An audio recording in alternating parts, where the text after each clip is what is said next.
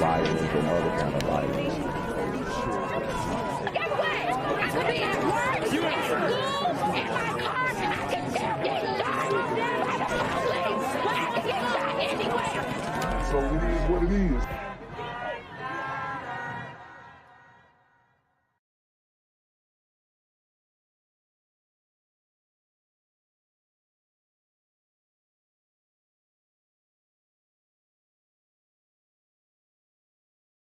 I'm here on the corner of MLK and Frederick Douglass, where a shooting just took place. And as you can see, it's a pretty rough area. So I'm basically risking my life reporting on this madness. So make sure you do me a favor and hit the subscribe button. Like the video, hell, share the video. And make sure you go ahead and leave a comment down in the comment section to continue the discussion on how we can find solutions to all this gun violence in the streets.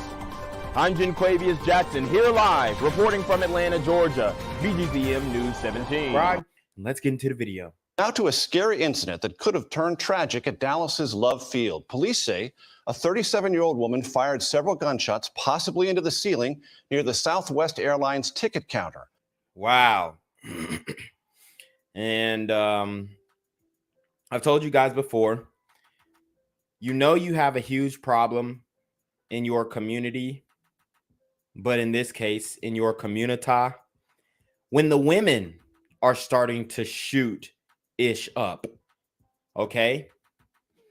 These super female gremlins are on demon time. A nearby officer shot and wounded her.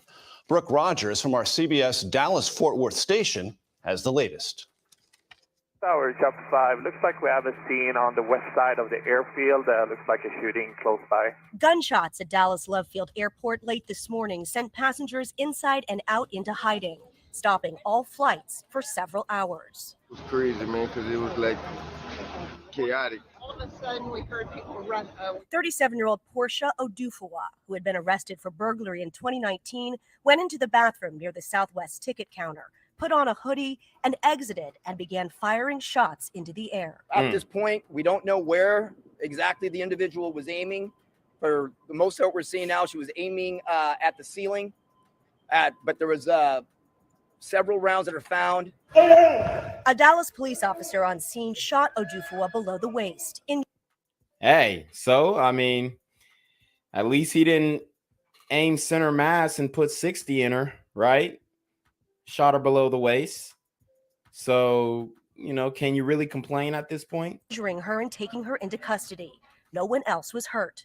A witness says Odufuwa was yelling about her husband having an affair before she started firing. She was going to blow the effing airport up, and then she just basically had a hood, and she pulled the gun from underneath her hood, fired the first shot up, and then it's kind of scattered after that. We were just basically getting out, you know, trying to get safe. Now, Texas state law does allow gun owners with a concealed license to carry weapons here in the general terminal area. It is not clear whether the suspect had a permit. She's not yet been charged. And, you know, knowing the community, most likely she didn't. Major?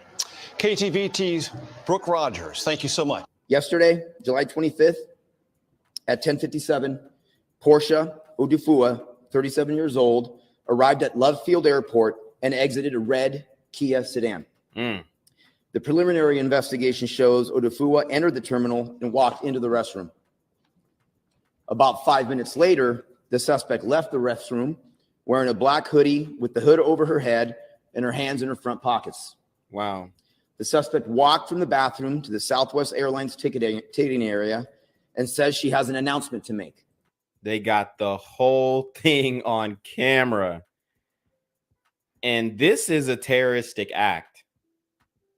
This is a terroristic act and should be treated as such. But obviously, they're going to deal with her with kid gloves. And I don't think they're going to prosecute her to the fullest extent of the law, especially since she discharged the firearm but didn't shoot anybody. So,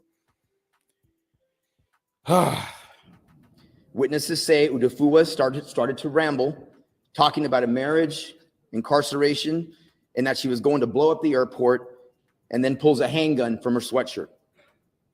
At 11:06, she pointed the gun towards the ceiling and fired multiple rounds. Wow.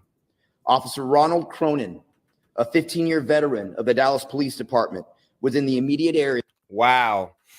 And this is a self-deletion by cop, or attempted self-deletion by cop. And as you can see, the glider cop right here drew his firearm and they got her in the hip. And engaged Miss Udufua, giving verbal commands to drop the weapon. At 11:06 and 50 seconds, Udufua pointed her gun at Officer Cronin and an innocent bystander. At 11:06 and 51 seconds, Officer Cronin took cover behind a ticket kiosk and fired his department-issued weapon, striking the suspect multiple times. Officer Cronin held his position. Hey, shout out to this officer too. He was moving very tactical. Okay. He didn't panic. He took the shot and he hit his target. And other Dallas Police Department officers arrived to take the suspect into custody. Officers started first aid and called Dallas Fire Rescue for assistance. Udufua was taken to a local hospital for treatment where she underwent surgery for her injuries. While processing the scene, law enforcement partners found rounds in Udufua's weapon, indicating that she had shot at Officer Cronin. Udufua has been charged with aggravated assault against a public servant, and other federal charges are possible. Yeah, she needs to get some. That's not enough. Aggravated assault, nah. She needs some terroristic threats. They need to throw her behind in Guantanamo. Honestly, matter of fact, send her over there with Brittany Griner. The investigation determined Udufua's weapon had a capacity of 15 plus 1. She had 5 left in the magazine, and 3 casings were at the scene.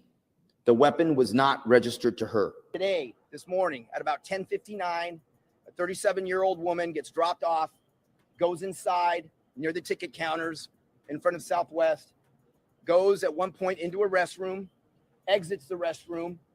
Now she's either put some sort of hoodie on or some other different type of clothing that she had when she walked in.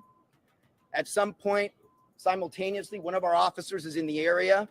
She produces a handgun and begins firing. Wow. And y'all heard what they said in the last clip. The weapon was not in her name. So it's safe to say that she probably didn't have a concealed carry.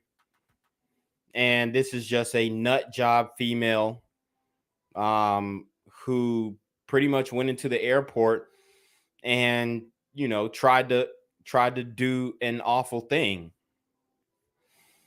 But obviously she wasn't built. She wouldn't have shot in the air, and she would actually clap somebody. At this point, we don't know where exactly the individual was aiming. For the most of what we're seeing now, she was aiming at the ceiling. But there was several rounds that are found. Simultaneously, as she's doing that, our officer engages the suspect, strikes her in the lower extremities. She's taken into custody and is currently at Parkland Hospital. No other individuals were injured in this event other than the suspect, who again is at Parkland. That's all we have right now, but we wanted to ensure that our community knows that this is not an active situation. We want to make sure our community knows that there are no other passengers, family members, or people in the airport that have been that are victims, and that's what we got at this time. Thank you very much. I'm here on the corner of MLK and Frederick Douglass, where a shooting just took place. And as you can see, it's a pretty rough area. So I'm basically risking my life reporting on this madness. So make sure you do me a favor and hit the subscribe button. Like the video, hell, share the video. And make sure you go ahead and leave a comment down in the comment section to continue the discussion on how we can find solutions to all this son violence in the streets. I'm Jenquavius Jackson, here live, reporting from Atlanta, Georgia, BGZM News 17. Dallas police released dramatic new images in the moments leading up to and during the shooting inside Love Field. The suspect was shot and now is charged with aggravated assault for shooting a DPD officer, an officer that Police Chief Eddie Garcia says saved lives and prevented more injuries. Here's David Goins. We found Somlatai Rose in the same spot she found herself in 24 hours ago, inside the Love Field ticket lobby. At first, it was very traumatic. She was one of dozens of passengers checking in when Portia Odufuwa pulled out a gun and started firing. Chaos that kept her in Dallas an extra day and left her with questions. How she even got a handgun? It was not registered to her. Obviously, she got it from somebody else. But So obviously, this is not a law-abiding gun owner. The firearm was not registered to her. She got it from somebody else. And this just goes to show that the gun laws really aren't going to do anything to stop people from possessing these weapons. What we need to teach is more responsibility. We also need to keep violent offenders in prison. This woman actually had a lengthy criminal history, but we all know that women serve 20% less time than men of all ethnicities. we're trying to figure out precisely where the origin of that firearm came from. Dallas Police Chief Eddie Garcia says Odufuwa wasn't legally able to possess a firearm. At an afternoon briefing, he released a variety of video angles from Love Field surveillance that shows the 37-year-old getting out of an Uber and then walking into the ticket lobby. You can see her walking around inside here with a hoodie pulled tight over her head. And then after making what police describe as rambling threats, she pulls out a gun. Passengers then fall to the floor after hearing her fire towards the ceiling. Dallas police officer Ronald Cronin, who already had noticed her erratic behavior, was just feet away. Shout out to that officer. You can see him from this angle behind a ticket kiosk, waving passengers to safety and then moving in closer. Police say he fired 8 to 9 times, hitting Odufuwa multiple times. If you look at what that officer had to do with regards to, quite frankly, shooting over some people, trying to get a line of sight, as you can see him kind of trying to find the perfect angle to get a shot at him as quickly as he did. Stay down. And in this angle from the officer's body camera, you can clearly see a bullet hole in the ticket kiosk. Garcia says that came from his officer's gun. Investigative teams later Monday found a bullet that indicated that the officer was shot at too. Garcia says his officer's actions epitomize bravery and courage. Tonight, DPD and the FBI still want to learn why Odufuwa came to Love Field with a gun, and Rose just wants to get home. I'm just planning to go straight through security today. I'm not lingering out here. At Love Field, David Goins, NBC5. Right here on my. Ready to go? All right, there's just a couple things that I want to start out with. Number one, we're going to tell you the facts as we know it to this point. Not only might they change, they probably will as we look into this investigation even further. But I'm going to tell you what I know at the current time. The second part about it is at this time, we will not be taking any questions until we get all the facts of the case. But today, this morning, at about 10:59, a 37-year-old woman gets dropped off, goes inside near the ticket counters in front of Southwest, goes at one point into a restroom, exits the restroom. Now she's either put some sort of hoodie on or some other different type of clothing that she had when she walked in. At some point, simultaneously, one of our officers is in the area. She produces a handgun and begins firing. At this point, we don't know where exactly the individual was aiming. For the most of what we're seeing now, she was aiming at the ceiling. Like I said, she probably wasn't about that life. To do a mass casualty shooting. I don't know if this was her acting out, doing it for attention. I have no clue, but the reality is we have sisters in the community who are straight out of order. Now, we talk about these super gremlins often, the male super gremlins, but these super female gremlins are on demon time. But there was several rounds that are found. Simultaneously, as she's doing that, our officer engages the suspect, strikes her in the lower extremities. She's taken into custody and is currently at Parkland Hospital. No other individuals were injured in this event other than the suspect, who again is at Parkland. That's all we have right now, but we wanted to ensure that our community knows that this is not an active situation. We want to make sure our community knows that there are no other passengers, family members or people in the airport that have been that are victims, and that's what we're getting at this time. Thank you very much. Is the airport on lockdown still?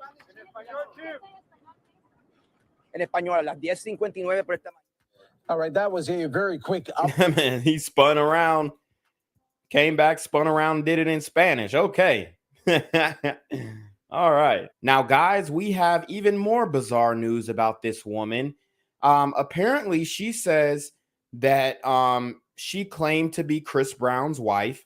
Obviously, she had a lengthy criminal history. And she also claimed to be God's prophet. Now, I don't know if she's talking about the sixth God, which is the God below, which we all know that a lot of these sisters out here worship that God, okay, which I broke down in the abortion video. But yes, these women are claiming to, or this woman is claiming to be the husband of Chris Brown and the sixth God's prophet, okay? So let's break it down. The accused female shooter at Dallas Love Field Airport has a lengthy criminal history and had previously told police that she was God's prophet and was married to R&B singer, songwriter Chris Brown. Over the past several years, 37-year-old Portia Adufua, which Chris Brown would never marry a 37-year-old woman way past her prime and way past the wall, has faced charges including arson, robbery, criminal trespassing, and false reporting in cities across North Texas. But in many of those incidents, judges deemed her incompetent to stand trial. She was referred to either or both inpatient or outpatient mental health services, and the cases were dismissed. That's BS.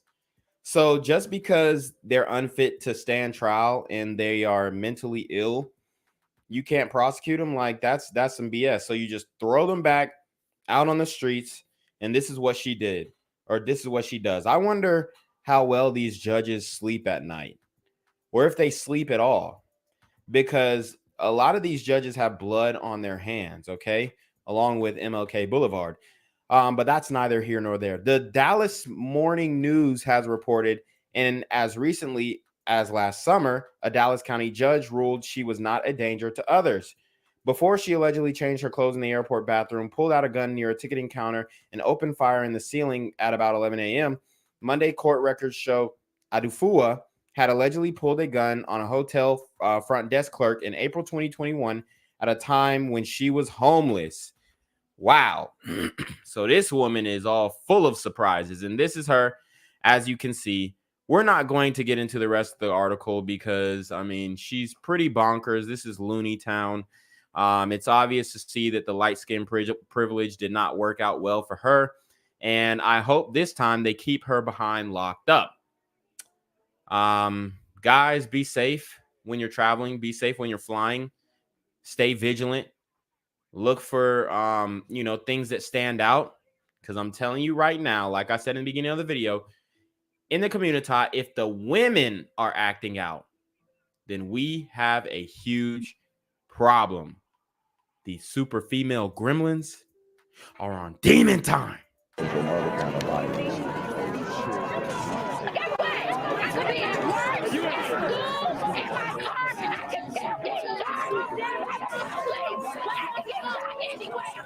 So it is what it is.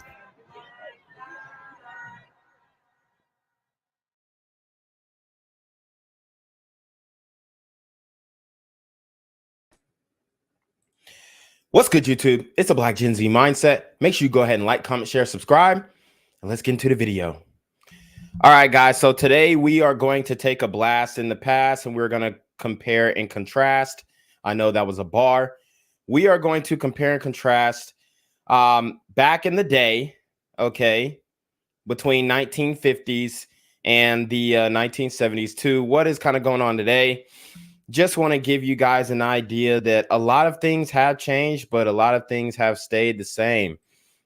So first off, we are going to kind of get a sentiment for the way that the communities, or what they called them back then, the ghettos, operated. So we're going to get into some slang that was used. We're going to get into a lot of way of life things, a lot of culture, and see how that evolved into what is going on today. Then we'll also update you guys on some current events, current news stories, because I do want to talk about the pastor who got robbed on live. It looks like our suspicions might actually come true. This might actually be an inside job or a insurance scam. So let's get into it. Good evening. I'm Roscoe Lee Brown. The Commission report talks about the communications gap between the people of the ghetto and the rest of America. Just how deep is it? To scratch the surface of this skin-deep problem, PBL now offers part of a test prepared by a social worker from the ghetto of Watts in Los Angeles. The social worker, Mr. Adrian Dove, was struck by the fact that low-income black men were required to do well on tests keyed to middle-class experience and educational standards. So Mr. Dove decided to put the shoe on the other foot by writing a test for middle-class Americans, both white and black. Okay. So they're talking about education in this first 40 seconds. He's basically saying that, black men who lived in the ghettos, lower class black men, were expected to live up to a standard of middle class white people in the 1960s going on 1970s. So basically they're saying it's kind of like the way that they present the opposition to the SATs, standardized testing, ACTs, where they say, well, the ACTs and the SATs aren't good for black people because we haven't experienced certain things that they're talking about, certain literature that they're talking about on these tests.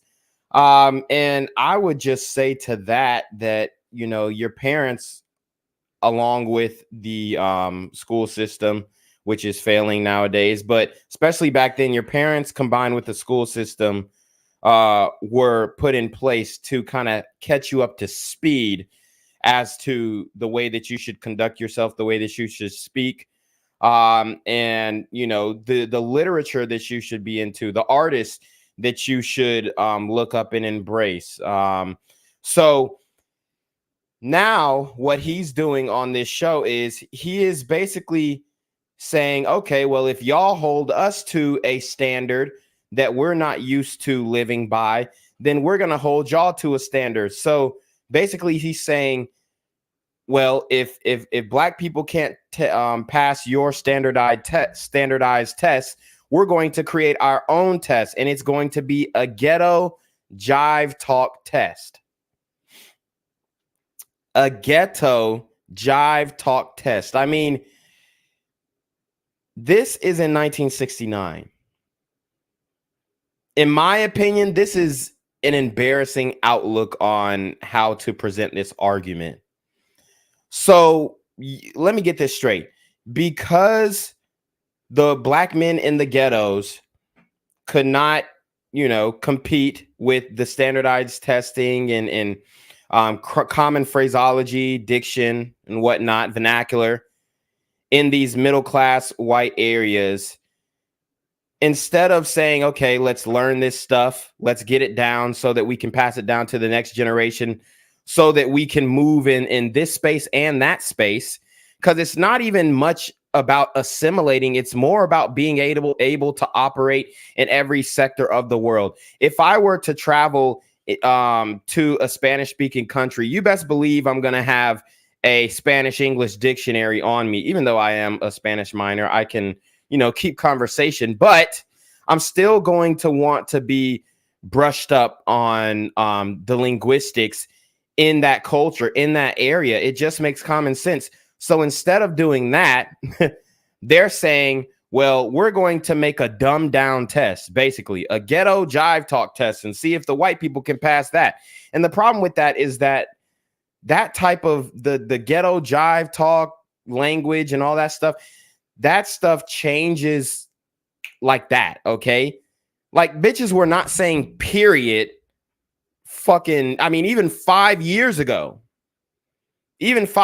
the only time I really heard people saying period like that were, coaches. They would say point blank period. Coaches, all my coaches always used to say point blank period, point blank period, point blank period. And now all the women in the black community are saying period. And now it has transcended. And now all the women are saying it. So this type of ghetto jive talk, as they would have called it in 1960, 1969, going on 1970, okay, so basically this language is ever changing. What they were saying back then is not the same thing as what they're saying now. Whereas, you know, the English language, moreover, I mean, obviously they talked a little different when you go to Britain and all that kind of stuff, but it's been pretty consistent for centuries. So instead of learning something that has stood the test of time, you want to create a ghetto jive talk test in order to dumb down or you know, I guess I would say lower the standard so that black men could keep up. You know, it's setting a bad precedent. And I mean, no wonder we're in the space that we are now. And I'm only 38 seconds into this video, but hey, we're all going to take this test and see if we can keep up with the ghetto jive turkeys back in 1969. To see how well they understood the special culture of the ghetto. With each question, you will be given 4 choices from which to select an answer. You'll be given the correct answer at the end of each question. So if you have a piece of paper and pencil handy, simply mark down the numbers 1 to 10 and take the test. And now for... All right, guys, get your pencil and pen, whatever you got handy. We're going 1 to 10. All right, so let's see. As a matter of fact, I'll put it in the poll. I'll put it in the poll. We'll go question 1. We'll go each question. We'll let everybody answer, and then we'll continue. All right, just to make it fun. This is going to be some jive turkey trivia. Okay, jive turkey trivia. That's what we calling it. All right, so let's get into it. For the first question, the term square is an almost universal one by now. In case you didn't know, a square is a person who just isn't with it. One wonders how many people who work on Madison Avenue are with it in their knowledge of what goes on below the railroad station at 125th Street on their way in from suburbia. So a square is what they call a person who just ain't with it. 125th Street, the Broadway, the main drag of Harlem. What better a place to ask the first question on our quiz? Question 1, then, everybody. In the Negro community, the opposite of square is... Okay, so he said in the Negro community, the question actually says in the ghetto, the opposite of square is known as. So, guys, let's get into it. I'm gonna write it in. I'm gonna write it how he said it. In the Negro community, the opposite of square is... All right, and let's see the options. How about A, round? Or maybe B, up? Why not C, down? Or maybe D, hip? All right. All right, so you heard him. You heard him. All right, we got the poll up. We got the poll up. This is question number 1. In the Negro community, the opposite of square is A, round, B, up, C, down, or D, hip. Guys, vote on the poll. Vote on the poll, okay? We'll give you like 10 seconds because we got to keep this moving. We got 10 questions. I'm going to give you 10 seconds. All right, so we're gonna get into the answer right now. Don't change your answer when we hear it. So let's see what the answer is. Okay, let's see what the answer is. It's time for the answer, folks. The answer, as every good brother and sister know, is D. The opposite of square is hip. Okay, so he's saying the opposite of square is hip, which is D.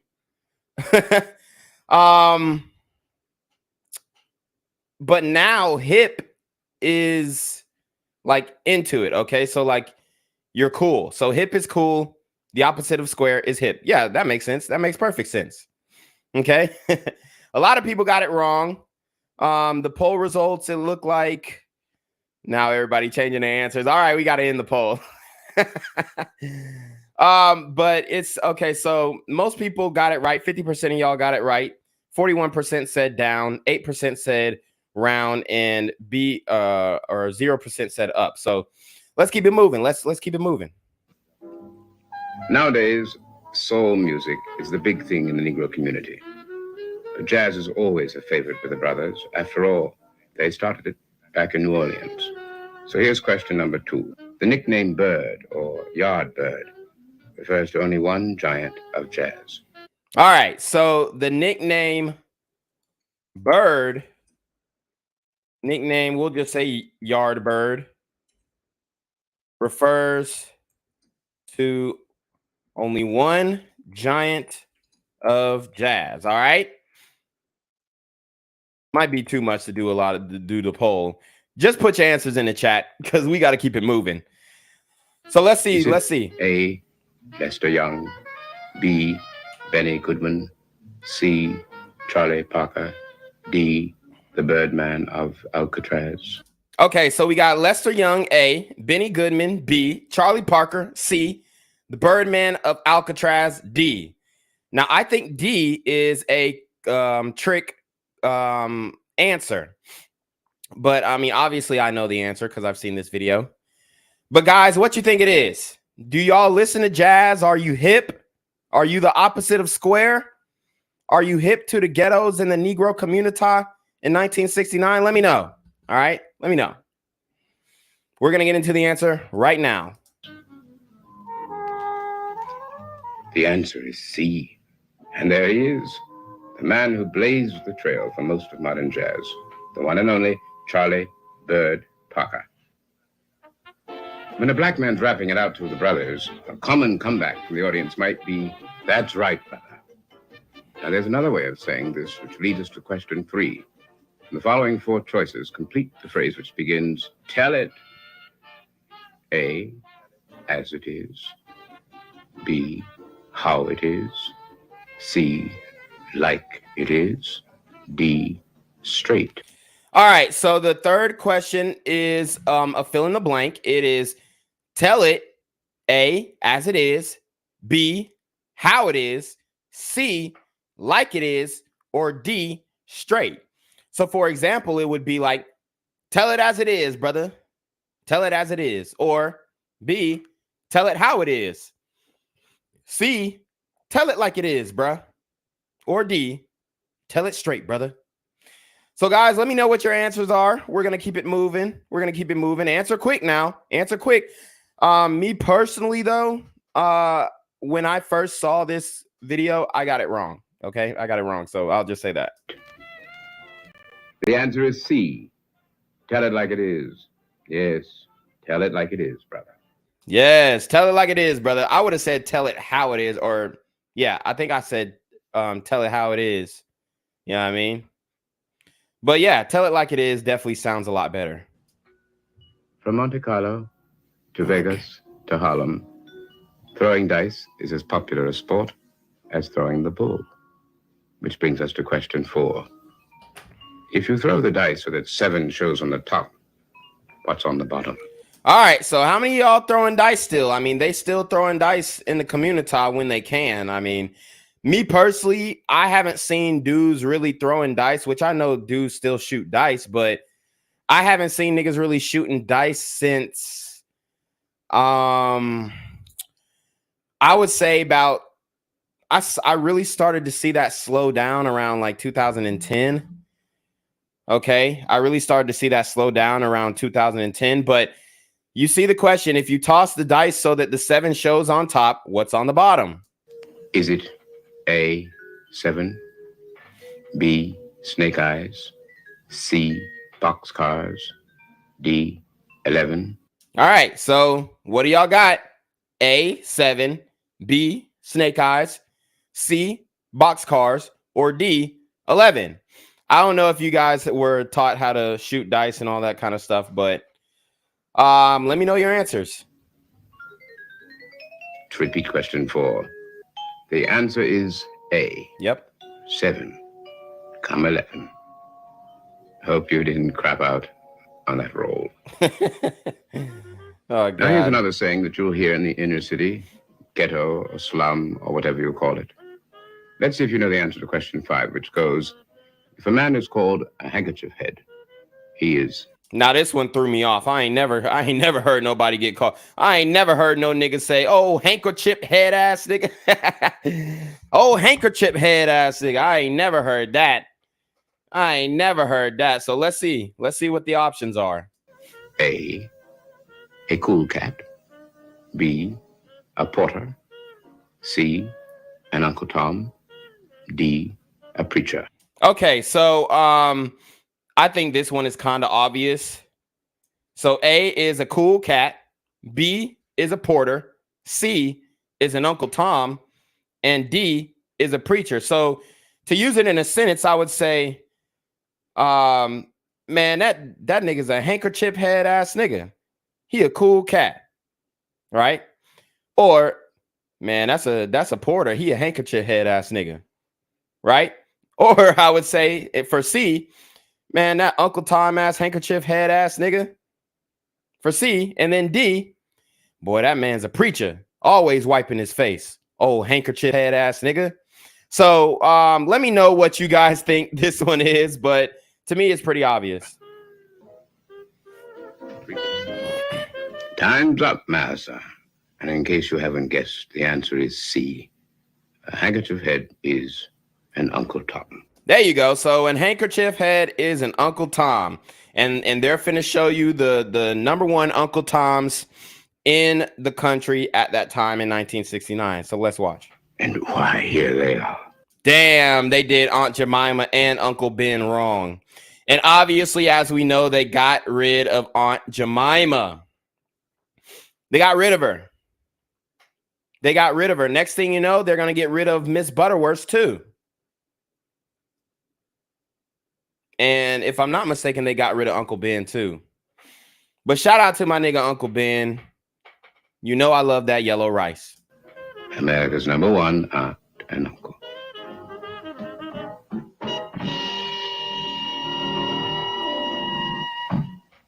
One of the familiar phrases in the Negro community for how to get ahead is a phrase that we want you to complete.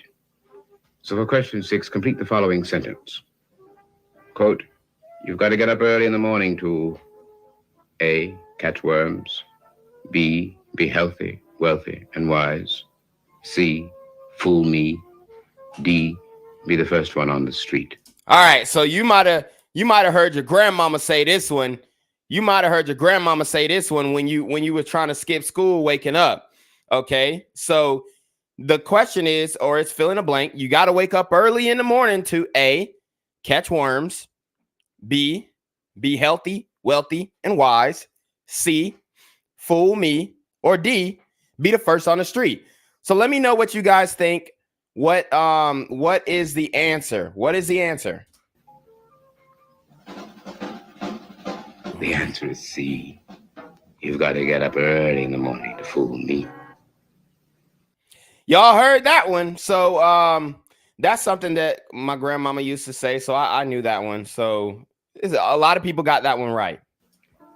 This is Muhammad Ali, the former Cassius Clay, and as the boxing moguls would have it, the former heavyweight champion of the world. Another famous Negro who dropped what he called his slave name is the jazz pianist Ahmad Jamal. So for question 7, we're asking you, what was the former slave name of Ahmad Jamal? Okay, so what was Ahmad Jamal's slave name? Let's get into it. I don't know if you guys know this this pianist. I'm definitely gonna have to do my research because me personally, I do love jazz music, blues. I love all that kind of, old school shit. So yeah. Was it A, Willie Lee Jackson, B, Leroy Jones, C, Fritz Jones? Somebody said Django. That's funny. D, Andy Johnson. Kunta Kinte. No, I'm just kidding. A was Willie Lee Jackson. B was Leroy Jones. C was Fritz Jones. And D is Andy Johnson. I don't even remember this one, honestly. And my thing is, okay, so he was given this name by his mother. So why would it be a slave name if the mother named him this name? And you know what I will say, though? I kind of get it. Why all of these people were changing their names to Muslim names, you know what I'm saying, Islamic names, because contrary to popular belief, in West Africa, when a lot of slaves were being imported, especially into South Carolina, about 25 to 30% of those slaves were actually Muslim. Okay, they were actually Muslim. They spoke Arabic, and they were quite educated when it comes to Islam. So, you know, that's a fun fact for you guys. But yeah, which one do y'all think his name was? The answer is D. Andy Johnson. Andy Johnson. Well, at least it wasn't Anquavius or some shit like that. Anquavius. Y'all know how to, I mean, they have switched up the way that they name people tremendously since the 1970s, and it's getting even wilder. Ahmad Jamal may have kept his initials for his luggage, but otherwise he dropped his baggage, slave name for good. Here's another expression that is popular in the black community. Let's see if you know what it means. Now, question 8 asks, if a man is called a blood, what is he? Uh-oh, so this one might relate to nowadays. I don't know. If a man is called a blood, what is he? I mean, most people would say he Pyru, Suwu, YSL, whatever the fuck they got going on with these gangs. So let's see what they called it in 1969. Is he A, prize fighter, B, Mexican American, C, Negro, D, American Indian? Okay, so if a man was called a blood, was he A, prize fighter, B, Mexican American, C, Negro, or D, American Indian? I think this one is pretty much obvious. But we're doing this quiz to give you a background on how the line of thought was in the community back in the day. The answer is C. A blood is a Negro brother. No two ways about that. No two ways about that. You heard him? Soul food is a popular staple of the ghetto. It consists of delicacies like hog maws, black-eyed peas, and chitterlings, or chitlins. Now about chitlins, just suppose you're a black Julia child and you wanted to cook these chitlins to a T for best results. And chitlins are pig intestines. They're fucking disgusting, but, you know, some niggas like them with hot sauce, hella hot sauce. How long do you cook chitlins? A, for 15 minutes. B, 24 hours. C, 1 week over a low flame. D, 1 hour. The answer. Uh-oh. So how long do you cook chitlins?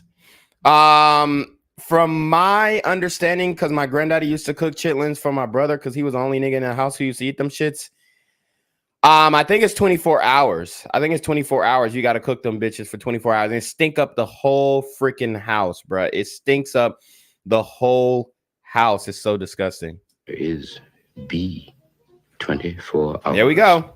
In addition, trim 24 hours of that stank. Oh, I used to hate that shit. Off most of the fat, but keep a little around for taste. Add a pinch of salt, and you've got a meal for real. Wow. There are some black people who say that Juneteenth, June 19th, that is, should be a legal holiday. Okay, so everybody should get this one right. We've done a lot of coverage on Juneteenth. We know the origins of Juneteenth, and we have seen the traumatic events that have happened in the name of making Juneteenth a holiday. So let's get it. So for our 10th and final question, we ask you to complete the following sentence.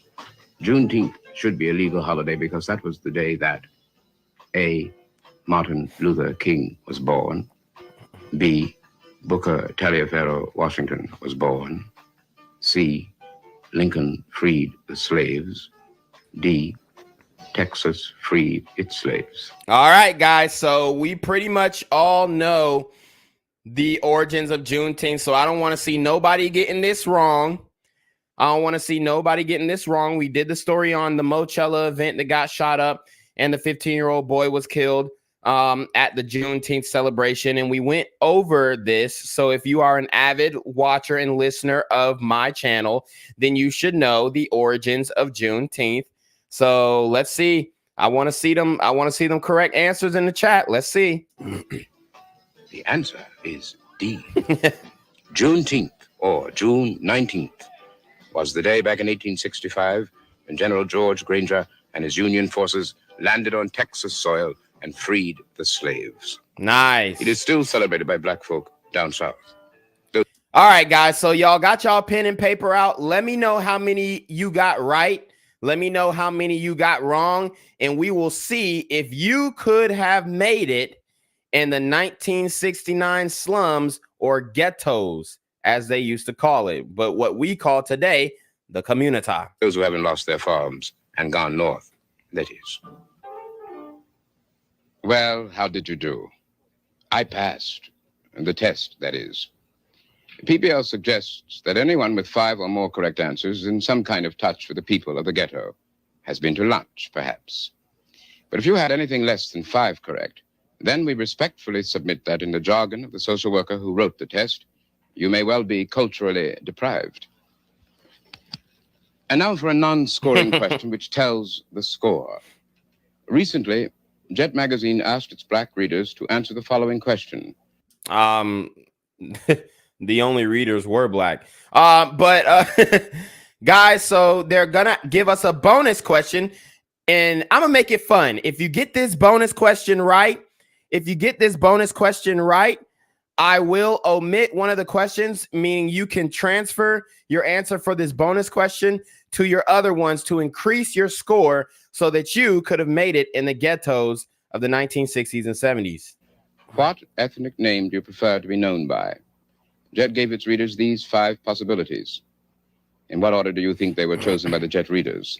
Okay, so which one do you think was more approved in the community? A, African American, B, Negro, C, Black, D, colored, and E, Afro American. So put your answers, guys. This is a bonus. If you get this one right, if you got one wrong in the actual test, you can substitute this. So for instance, if you got 9 right and 1 wrong in the last test, you can take that wrong answer, throw it out the window, and then throw this question in if you get it right. And that will increase your score and give you a 10 out of 10. And I will grade your papers and have them back to you by Monday. Okay, so let me know what you guys think for this bonus question. What did black people prefer to be called back in the day? What did the community prefer to be called back in the day? Let's get it. The 5 choices which you see on the screen are shuffled, if you'll excuse the expression, from the final results of the Jet poll. And now for the answer. At the bottom, in 5th place, was that old euphemism, colored. And in 4th place was that schizoid term, African American. Schizoid term is African American is a schizoid term, he said. Wow. In 3rd place, with less than a quarter of the votes, was the term Negro. Okay. So we could, I mean, I would argue that they should have thrown nigga on that one, and that probably would have been number 1, my nigga. The word which the white community and communications media are accustomed to use. In 2nd place was the term black. Okay. And in a comfortable lead for the moment is the phrase Afro-American. Afro-American, okay. American. Of these 2 expressions, black is more popular among youth and college students. All right. So, guys, how did you fare? How did you fare on the test? That was really, actually, that was really fun. That brought me a lot of joy. Okay, it really did. I thought that was really entertaining. I thought it was really fun.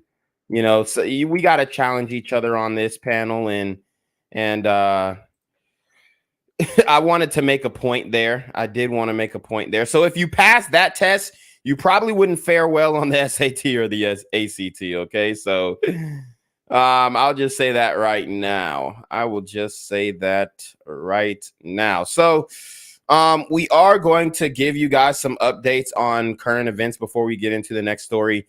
So apparently the pastor who, let me log into my account real quick on IG. The pastor who got robbed on live, he pretty much He pretty much was exposed for owing a lot of money. Okay. He got exposed for owing a lot of money, owing a lot of bread. Let's see. Oh, yeah, we had somebody who bought the Mega Millions in Illinois, which kind of pissed me off. Like, why wasn't it in, like, they put the Mega Millions in Illinois, but they got all these damn problems. Let me see. So this one was kind of crazy. It was a guy who was, or Spectrum was ordered to pay $7.3 billion because they hired this super gremlin as a technician, and he ended up killing this 83-year-old grandmother, which is wild. It's insane. Okay. We got a chick coming out about monkeypox. Oh God, that shit was ugly as fuck. So y'all be careful. Y'all be careful. Obviously this is okay. There we go. So the Brooklyn pastor who was robbed mid-sermon for $400,000 is behind on payments across the tri-state area. A New Jersey judge said he owes $335,000 to a construction company. And he's wearing an all Fendi suit. Wow. And he owes $335,000. So he was trying to cap. Make some money off that insurance scam. Brooklyn pastor who was robbed for $400,000 in the middle of giving his sermon is accused of stealing $90,000 in retirement savings from one of his own parishioners, a lawsuit says. Okay. So there goes him getting robbed, and there goes him with 6ix9ine. So I just kind of wanted to set the tone of what these pastors, these Negro pastors have evolved into nowadays. Okay. So the next thing we're going to get into is how the community responded to police. How the community responded to police back in the day. Okay. Back in the day, how did the community respond to police? And we're going to see that it's not really much different of what we've seen in this day and age. Okay. I know all of you guys have seen the video of the 16-year-old in what is it called? 16-year-old in New York subway who jumped the toll and then ended up fighting the cop. Let's get into that video really quick. As a matter of fact, it looked like the prosecutors defend the release of him. They're defending the fact that he was released, which is absolutely insane. I'm going to show you guys that video again, just to preface this one that I'm about to show you. But I actually was on the panel with Chaotic Truth live yesterday, and I didn't get to talk to the young man the young super gremlin, because he got off right before I got on. But we did address the topic, so I'm going to upload that video. I'm actually recording it now, and I'm going to upload that video for you guys to watch later on in the week. I think it was very interesting. I pretty much owned all the hoteps on the panel. But we are going to break down this assault. And obviously Shorty on the left is cold as fuck. But we're going to break down this assault. Let's get it. Let's talk about rising violence in the transit system. It's not only affecting commuters, it's also endangering the members of the NYPD assigned to protect them. We have some newly released video tweeted out by the Police Benevolent Association. It shows a 16-year-old boy here brutally beating officers after they confronted him for allegedly jumping a turnstile. So you see that him and his girlfriend are fighting with two black officers. Black officers, okay? They're assaulting two black officers. Your boy here brutally beating officers. Look at this woman. She's fighting a man. Officers after they confronted him for allegedly jumping a turnstile. They jumped the turnstile and basically tried to steal. That's stealing. That's stealing. The suspect was arrested, but was back on the street in less than 24 hours. Wow. Fox News' Briella Thomas said he has more from Times Square. Briella, what's the very latest on this? Yeah, Bianca and Rosanna, good morning to the both of you ladies. And that's why it's not really surprising to hear that in the MTA's June customer survey, safety was at the top of the list of what needed to be done to improve customer satisfaction. Now, after the COVID-19 pandemic, 1 in 3 strap hangers stopped commuting full time altogether, whether it be for crime or for other reasons. Every once in a while, we have reports of pretty much someone being shot, someone being stabbed, pushed on the train tracks. Subway ridership. And that's not, he said every once in a while. That's not every once in a while. That's every day, sir. That's every day. I could dedicate my whole show to New York crime. I could. Is finally rebounding in the city's push to return to normalcy, but according to commuters and cops, so is crime. This viral video posted to the Police Benevolent Association's Twitter page shows a 16-year-old boy grappling with an officer who allegedly confronted him for jumping a turnstile at the 125th Street Lexington Avenue station in East Harlem. The teen, who police say was previously arrested for possession of a loaded gun and robbery, was... And that officer is getting his ass kicked, honestly. But look at the pants. Sagging. Sagging. That little nigga deserved to get shot, honestly. He should have been pulled out the blicky. Briefly taken into custody and... He's putting him in a chokehold and trying to kill him. And they want the chokehold maneuver to be illegal for officers. How does that make sense? How does that make sense? There's no such thing as a fair fight with a super gremlin, and they don't want the officers to be able to use the same maneuvers that these super gremlins will use on them.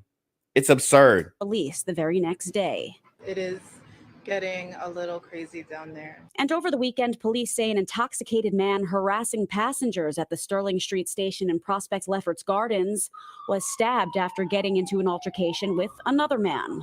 The response seen here on this Citizen app video. That man was taken to Kings County Hospital in stable condition, but the suspect, seen here in a black shirt, gold chain, and camouflage pants, got away. Is able, if there are funds within the city, to have a police officer in each car, maybe that would help bring some sense of safety. Commuters' concerns about safety were on the agenda at the MTA's monthly board meeting yesterday morning. Board member David Mack asked the following question to Chief Safety Officer Pat Warren. What have you done as a Chief Safety Officer to encourage more MTA police officers? To which Warren responded, we have seen growth over the last several years, particularly coming out of the pandemic, of several hundred officers just in the last, since January. Riders say they're also worried about homelessness underground. The MTA conducted a survey last month which found 1 in 5 people would ride the subway more often if fewer people were acting, quote, erratically. There's a lot of homelessness that's really relevant now, and And in LA, they're paying people to take in these homeless people. I think they're paying them like $1,000 to let a homeless man stay at your crib. Definitely not worth it. every day, all day, in the trains. The overnight period going into the morning rush hour is when the most people are observed sheltering in the subways. The end of line program represents a significant effort by the MTA, city and state to put a robust joint team of professionals at key end-of-line stations where analysis shows we have the highest concentration of those needing services. Now, the NYPD says assaults on officers this year have skyrocketed by an astounding 55%. The majority of those assaults happening as a result of fare evasion, like you saw in that video we just aired, or due to other quality of life violations. All right, guys. So y'all see the sentiment. Y'all see the sentiment of how black men treat the police officers, other black police officers. Okay. Y'all see what is going down. So let's see how they dealt with police officers in the 1970s. Let's just take a good look. They chased him.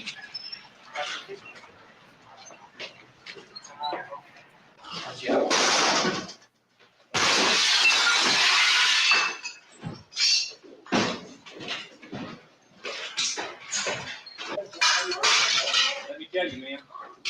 I was told a car.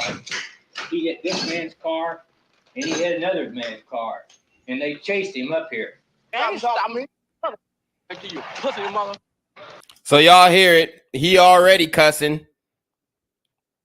Boy is this man is about a buck 15 soaking wet, talking all this shit. And this was happening in the 1970s. I mean, no wonder there's this thing of police brutality. A man can only take so much. And these officers have been nice for a long ass time. They really have. Let's watch how the officers deal with him. And y'all saw the video we did on Boosie. So we saw how nice those officers were. Let's watch this. This is in 1970s where it was super racist and you couldn't walk down the street as a black man without getting lynched. Okay, I get my goddamn jacket. Where's my jacket, boy? Hey, Jake, look at my jacket for me. It's laying back there. You go back down to your car. We got a bunch of reports. It's back there. Okay? And I'll be there as soon as I can. So that officer is talking to another black man. They don't seem very racist to me. They don't seem very racist at all. He said, you go back to your car, brother. We got to make a whole bunch of reports because this man was hitting people's cars, stealing from people's car, just like they're doing now. The Kia boys, the Water boys, the Orbeez boys. There's another one too that is there's another crew. I forgot what they were called, but they're in another city. But you see that they have been on this demon time activity. They've been on this demon time activity, but these cops, very nice. Very nice. They're talking to other black people. Hey, you know, we're going to do the reports. We're going to make sure that you guys, that we get your reports in so that this guy can't come back and terrorize the community. This is in the 1970s. This is Kansas City, Missouri.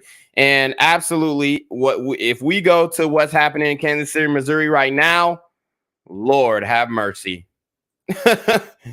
Lord have mercy. So I think that, first off, I think that, you know, dare I say, a lot of what people consider as this racism trope, which I'm not saying that it never existed, but what I am saying is a lot of it was greatly exaggerated. Obviously, there were some horrible things that happened to a lot of African-American individuals and people in minority. But what I will say, though, is that it was greatly exaggerated. It was almost to the point where they tried to make it seem like every white person was racist, and that wasn't true at all. That was not true at all. Obviously, everybody has their own personal prejudices, but the majority of white people were not racist. That's what I'm saying. The majority of cops were not racist, okay? So let's get it. Or do you come down the back steps? Yeah, I get you in when I kick the door. I ain't got no goddamn back steps, and you better not kick my door no more. I kicked it, fella. So don't kick it no more. You heard what I said. He even called him fella. I didn't hear him say, I kicked it, you dumbass nigger. I ain't hear none of that. He called him fella. I kicked it, fella. So don't kick it no more. You heard what I said. Your own people here knows you and chased you, Howard. Ain't nobody chasing me, nigga. You crazy. Okay. My man's lips is chapped as fuck. Fool. Hey, put my jacket on me, man. It's cold out here. Or do I get that favor? Wow, the cop puts the jacket on him. Damn, these slave catches is nice as fuck. Do what? Can I get a favor? You got it. You got it on. Stupid ass. So he puts the jacket on him, then he calls him a stupid ass. Like, come on, G. And this dude is young. I think he's like 16, 17. He's a juvenile. And this motherfucker, I mean, he's skinny as fuck, but he's tall as shit now. This nigga standing at 6'6", 6'1" easy. So he could definitely do some damage, just like that. The other little nigga in the super gremlin in the video that we just saw, where he was fighting the black cop. He had length on him. He had height on him. And he just had that youthful grit element of surprise. It looks like he just popped off on the cop. And the cop was unexpecting. So he definitely got the jump on him, but the cop ended up winning the fight, bust his lip, and then had him subdued. So that's that grown man strength. But these little niggas can definitely apply damage. They really can.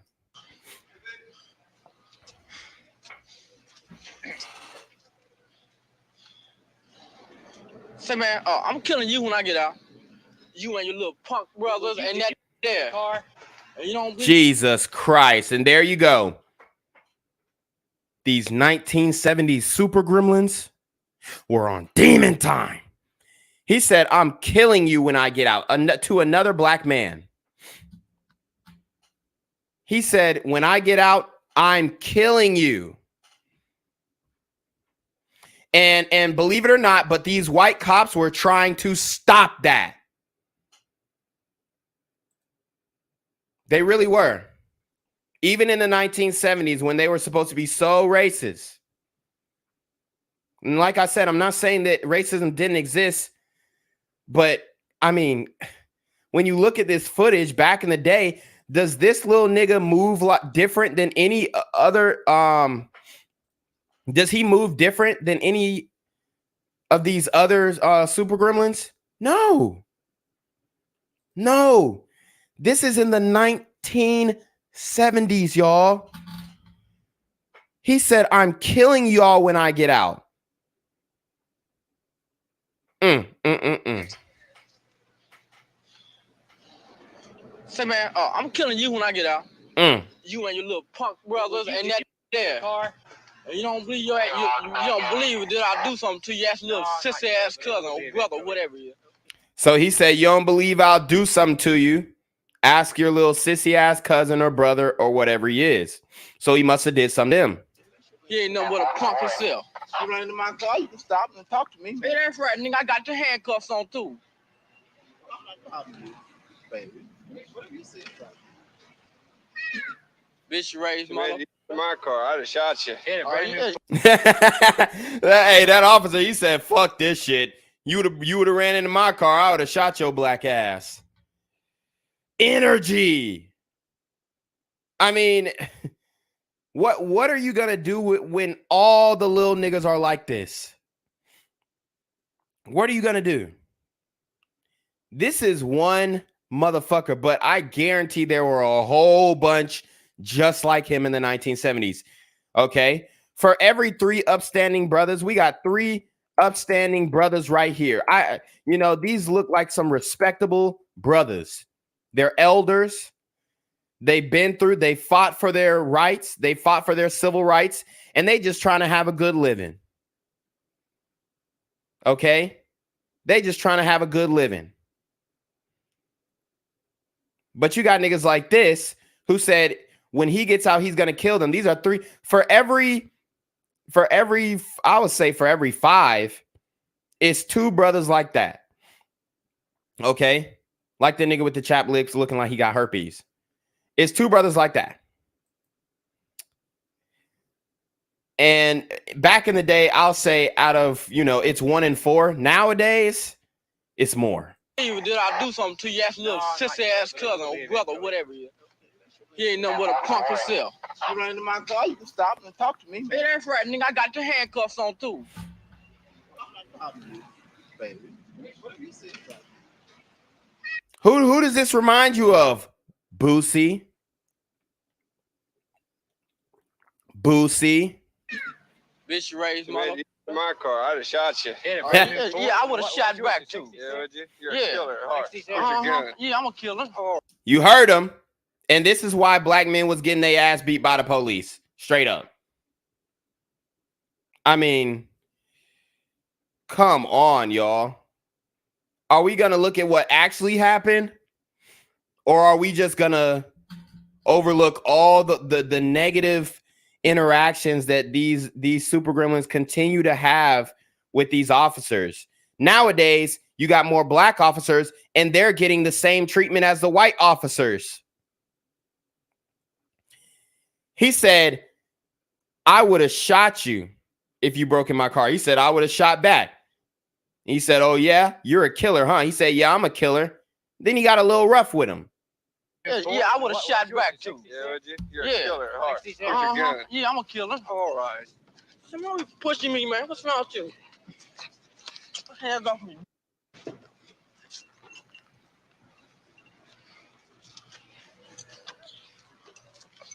Man, forget it. Give it up. You ain't going nowhere. I ain't get him. Think of that nigga in my mouth back there. You tried hard and you lost. Now forget it. I ain't trying to do a mother thing. Man, don't be putting your... you looking for something important now? Huh? I don't see anything of importance, Howard. What you looking for? You heard him. I don't see anything of importance, Howard, including you. And that's facts, man. This guy, I don't know whatever happened to this dude, but obviously he probably dead now. I don't think he made it to his 50s or 60s. I guess he's 17, 16 right now. So he would be damn near 70.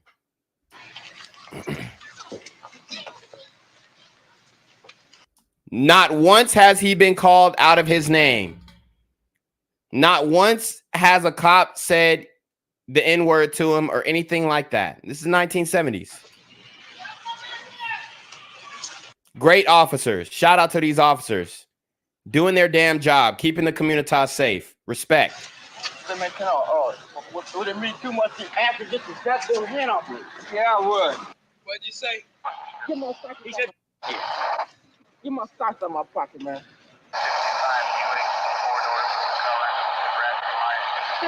He said, that's the words he said. Man, these covers hurt. Let me up for a while, man. Just shut up, Howard. So y'all heard the black man is the one saying fuck you nigga to everybody else. You see this shit? I mean, God damn. This is like, I mean, history was told in reverse, y'all. The black man is and the cop just repeated it to him. He said, what did he say? He said, fuck you, nigga. That's what he said. Give my stocks out my pocket, man. This is in Kansas City, Missouri, y'all. 1970s Kansas City, Missouri. Oh, don't worry. We're going to go into Kansas City, Missouri currently and see the same activities, probably even worse. Even worse. He said, that's the words he said. You heard him. Man, these covers hurt. Let me up for a while, man. Just shut up, Howard. And look, the white cops are defending the other upstanding black men. This hooligan said, fuck you, nigga, to all them other niggas. And then, guess what? The white cops are telling them to shut up. Stop talking to your own people like that. I mean, what more could you ask for?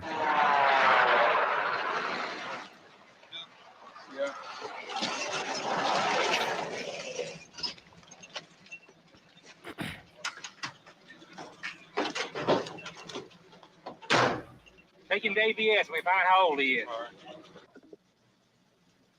Here we go. Going for a stroll.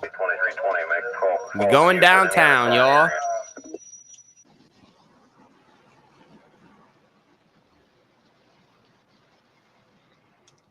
Sit down. You stay there. Hey, man, you got to be getting Sit down. because you in the police station. Stay there. And they're It's on one side of the okay?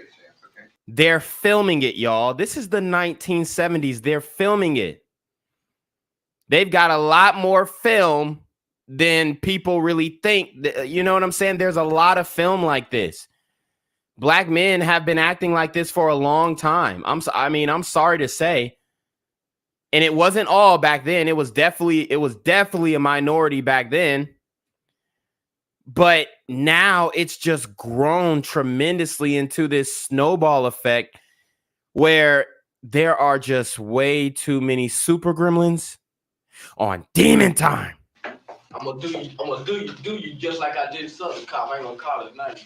You heard what he said. He said, I'm gonna do you just like I did this other cop. So he said, I ain't gonna call his name because he's gonna incriminate himself. I mean, this is self-snitching, y'all. This is self-snitching. I mean, this was happening in the 1970s.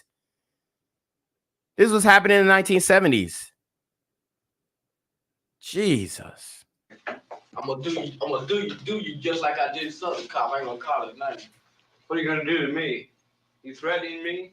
I ain't threatening you. I'm just telling you just what I'm gonna do. You gonna kill me? told us you're gonna have a murder rap on you if you ever see that other copper again. A young man, you got a big mouth, but I'd suggest I wasn't you talking watch about it. no cop. Oh, you said whoever. So he just said, I'm gonna do you like I did this other cop. Now he's saying he ain't talking about the cop. These niggas just be lying, y'all. Put you down some stairs and pushed you against the car and cut your lip. Now, young I'm man, talking about who busted my lip on that car. I'm prosecuting them, but whoever that dude do it. I did it. That messed my You gonna teeth prosecute up, me? my tooth up in the back. You gonna seat, prosecute back me? in the alley. I'm gonna do something to him. I did it. You want to prosecute me? Do it. Yeah, I'll prosecute you. Well, you do it. But You ain't meanwhile, said- you sit there and you ain't keep said your what it mouth was. shut. You ain't said what it was. These niggas were trying to sue the police even when they were in the wrong in the 1970s. Guys, do y'all understand that nothing has changed? The volume of these super gremlins, that's the only thing that's changed. Now it's way more of them. It used to be a lot less. You wouldn't see this personality out of most black men because most black men were upstanding citizens, or at least trying to, feed their family. But now it's like, damn, every 17-year-old nigga is just like this nigga. Word. You ain't trying to stick me, ain't you? No, I'm not sticking it. If I stick it, I like to break your goddamn head. On a juvenile authority, you can't someone get. Oh, nah, too late. So now he trying to play the juvenile card. Now, don't come off with this juvenile jazz. You may be a juvenile now, young man, but not too much longer. You're going to be an adult. And when you're an adult, you don't go to that 7th floor up there. They don't pat you on the wrist. They don't turn you loose to your mother and let you go home to steal again. They put you in jail. And you get bond. And you get bond. You ever hear? You heard what he said? These niggas know the law. They know the law. And these cops were very respectful. He said, young man, you're not going to go to that 7th floor. Next time, your ass is going to go to jail. And then what the nigga say? You get bond. They've been getting bond for violent crimes for a long time. Long You're time. Vicky Shockley? I knew him. You knew him. He's That's a what happens. relative of mine. That's what happens when you're a thief. He got so big for his own britches. His own friends put 5 bullets in him and killed him. You think about that for a minute. I ain't going back to work, Jim. You're not? Why not? Because I ain't. You ain't I gonna got get caught? confidence in myself. Do you? Okay. How many times you been arrested this year? Once. Once for what? A burglary.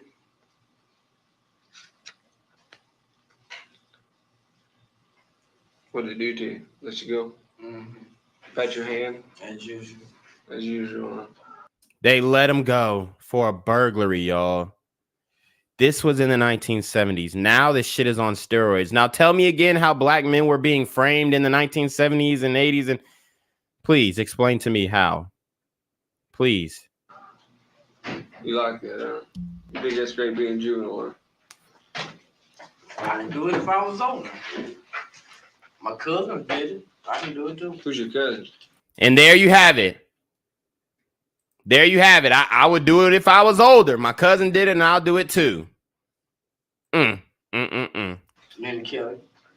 Oh boy. So he named his cousin Leonard Kelly. This was in the 1970s, so it looks like the officers really knew who this guy was. This Leonard Kelly guy. He was a bad man. He's a bad man. Okay. So now we are going to get into a story out of Kansas City, Missouri. Today. Okay. And it's all of the same. It's all of the same. Guys, make sure you hit that super trap, hit that Cash App, hit that PayPal. If you have any questions, I'm reading all super traps. I see the comments, but you're not getting a comment highlighted unless you hit that super trap. So make sure you hit that super trap. Let me find this story because they trying to act goofy. On this website. All right. But yeah, we're going to go and see what is happening or what's happening now in Kansas City, Missouri. It doesn't look like much has changed, okay? Doesn't look like much has changed.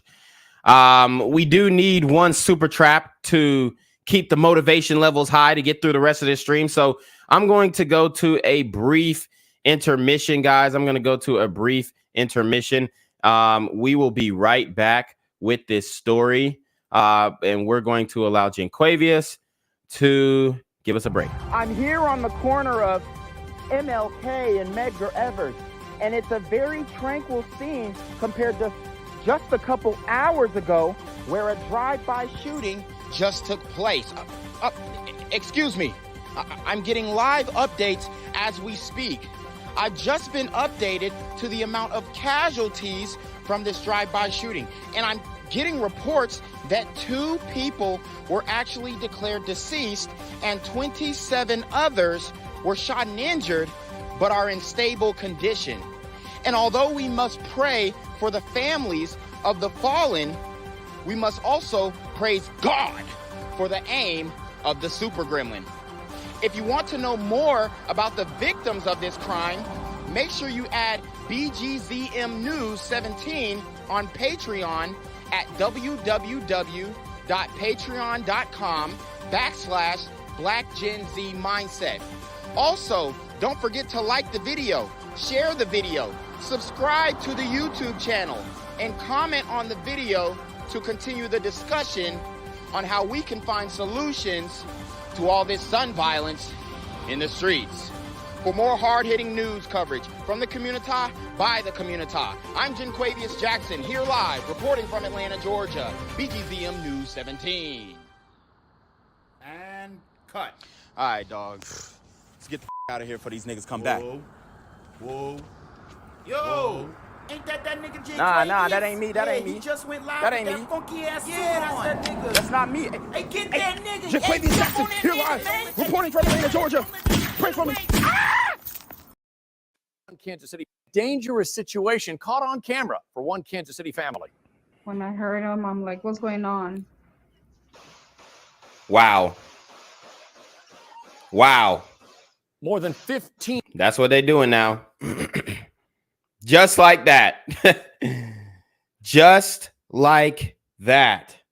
So we saw what Kansas City was going through in the 1970s with these super gremlins, and now they're pulling up and airing out a mother and her child. I mean, this is disgusting. This is absolutely disgusting. Watch again. 15 shots, 6, a dramatic and dangerous situation caught on camera for one Kansas City family. When I heard him, I'm like, what's going on? And remember, this actually, it kind of reminds me of the situation that happened with the woman who was attacked by Lil Teckle Sundberg, okay? It reminds me of that situation, Arabella Yarborough. It reminds me of that situation where she was being shot at. Black Lives Matter pulled up after he got killed by the police, which he should have been. And nobody has sympathy for the victim. This is insane. More than 15 shots fired at a 12-year-old and her 11-month-old brother just outside their home. It happened Sunday afternoon in broad daylight off Askew Avenue in Kansas City. Their mother struck by one of the more than a dozen bullets fired. Tonight, only on Fox 4, she's talking with Fox 4's Malik Jackson from her hospital bed. He's live at police headquarters downtown. Malik. Yeah, John, the video is shocking, dramatic, and hard to watch. Rosa Olivas, who's recovering at a local hospital, says she wants to send a message to parents so none of them end up where she is. Guys, like the video, share the video. Then we want to warn you, what you're about to see may be disturbing to watch. Shout out to Cyrus MUFC with the $2 super trap. He says, damn shame. Oh, shit, like Peaceful Sunday afternoon. A 12-year-old outside with her little brother. But in an instant, she would have to run for her life. Jesus. Whenever I heard the gunshots, I got up and didn't think about anything else and saw my daughter running inside. Rosa Olivas, inside getting ready for her son's birthday, ran to the door. And y'all wonder why the community is beefing with the communitino. That's when she was shot in the thigh. It just happened so fast. Whenever I heard them, it didn't even give me enough time to actually think about anything else. The bullets not just hitting her in her house, but this is her neighbor's home, where bullets flew through a bedroom, the front door, and their TV in the living room. Oliva says this all started with a bully at her daughter's school, and she believes the person who fired the weapon is the brother of the bully. Her message to parents in the same situation: to pay more attention, to their kids when they get bullied in school, because that's where everything starts. But now she's simply grateful 2 of her kids are alive and weren't shot.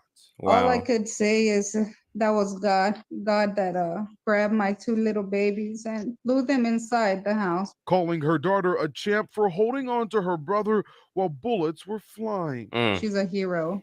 I tell her that she's my little hero because she saved her brother's life. We reached out to KCPD. They say they have identified a person of interest under the age of 18, and that case is being reviewed by the juvenile court for possible charges. Lauren. And just like the super gremlin from the 1970s, he'll be let out just the same. Guys. Woo! This is deep, y'all. This gets deep. It really does. Okay. So now we are going to get into a video from the 1950s, and we are going to see how white people were reacting to integration. We're going to see how white people were reacting to integration in the 1950s, and we're going to see if they had some valid points or invalid points. So let's get into this. I find it very fascinating. So let's watch. This is Levittown, Pennsylvania, a new suburban community of 60,000 people midway between Philadelphia and Trenton, New Jersey. With its giant shopping center, winding lanes named for flowers and trees, it is fairly typical of communities all over America, where families are pursuing the American dream to give their children a better chance in life. Levittowners are people of modest means. Nearly all are young people. A large proportion are veterans. There are few social agencies, and while many religious groups have established churches, they've not yet had time enough to develop programs to adequately serve the community. Most Levittowners are proud and happy in their new environment. For many, it is the first house of their own, and it represents a major financial investment. Social life is mainly confined to visits with the neighbors. Occasionally, there are community-wide events, but it's too early yet for most residents to become identified with the broader aspects of community living. Levittown was built by one man for whom it is named. Like many community developers, he set the initial policy and provided a minimum of essential services. When the houses were sold, naturally, he went to its own slender resources. In August 1957, Levittown, Pennsylvania attracted international attention when violence erupted as William Myers, Jr. and his family moved into the 3-bedroom house at Daffodil and Deep Green Lanes. In almost all respects, the Myers family is close to the Levittown norm. They have 3 small children, the youngest only 1 month old.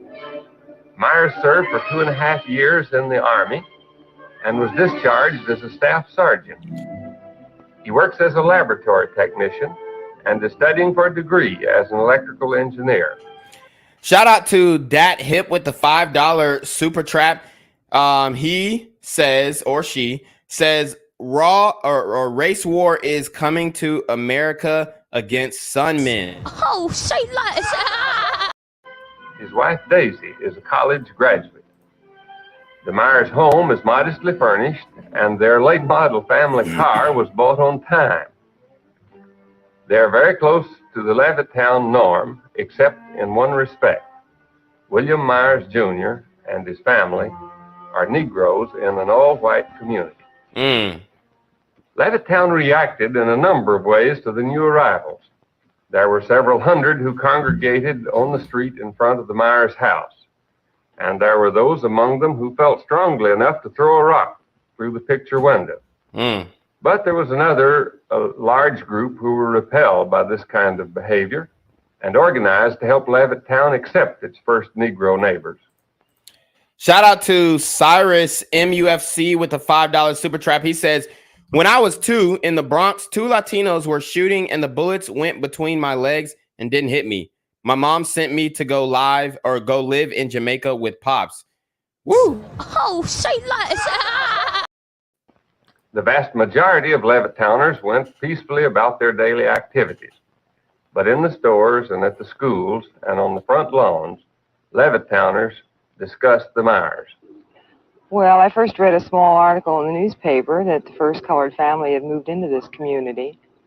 And following that, why I began to hear on the radio and read in the newspaper that there was some disturbance around this home that these people had bought. What was your initial reaction? I was terribly shocked to find that there were people in this community who would be so violently opposed to it. So as you can see, the white men of the 1950s were not with the integration at all. Obviously, we know this historically. And they were throwing rocks through people's houses who tried to move into white communities. They were throwing bricks through their houses, even going as far to burning down houses. A lot of things went on, and we would never justify those actions. But let's read into why these things were happening and why they were opposed to it, what they thought would happen if the African Americans or the Negroes were able to integrate into these white communities. I rather thought that everyone would just accept it as I would. Was the community prepared in any way for the entrance of the first Negro family into all-white Levittown? Well, there was an attempt by a group of ministers who formed a group called the Human Relations Council, and they were just getting started on their work. I don't know how they expected to ultimately accomplish the purpose of educating everyone, but I know that they had an open forum one time, and just within the last 3 or 4 months, and the results of it were published in the paper. Do you feel it was effective? No, I'm afraid it was just a drop in the bucket. Not very many people even read or were aware of the article or of the meeting that preceded it. Although there had been little interest in the formation of the Human Relations Council some weeks before, the Myers became the main topic of conversation for the people of Levittown within a few hours of their arrival. In the absence of fact and authoritative information on a situation like this, rumor and gossip sweep through the community. As the stories pass from one person to another, because hardly anybody knows the truth, what everybody is saying becomes the fact. Oh, I heard lots of rumors. I was busy telling people not to believe them. What kind? Well, that they'd been sponsored. Chiefly, I think people resented, after they heard this rumor and believed it, they resented feeling that some outside group had deliberately moved these people in. Okay, so who do you think this outside group is? This is a lot of people, make this point and whatnot.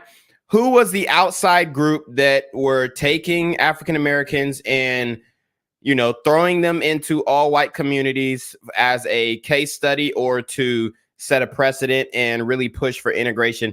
Who was this group? That they were sponsored and paid by an outside group to do this very thing.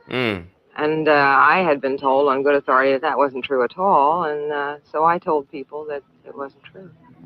So conspiracy theories swirling around the atmosphere in 1950s. Do you feel that understanding the facts of the situation will help Oh, yes, I do. I'm sure that a more reasonable attitude is going to prevail in this community. Shout out to Performa 20 with the $5 super trap. As always, shout out to Performa, always in here showing support. He says, my notifications and my subscription have been canceled. I missed a few videos. I think they trying to silence you, bro. I had to resubscribe. Hold on. Hello? Where we at? Oh, you want to know where I'm at? We outside.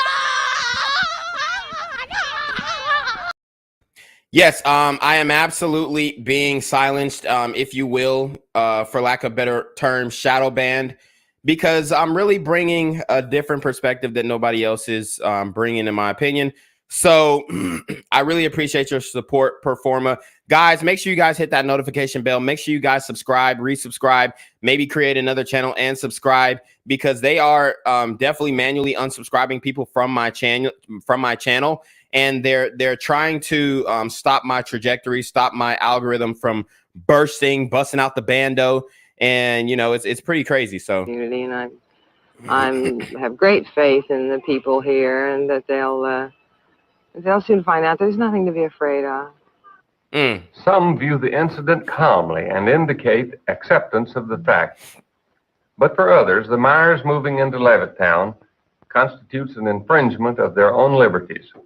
And under the impact of this situation, they react with anger and force. What they say reveals their deepest fears and frustrations. Why did you select Levittown to live? We were looking for a place to buy a home. We looked at Levittown, and we liked the homes here. We liked the advantages that Levittown seemed to offer in comparison to other cities.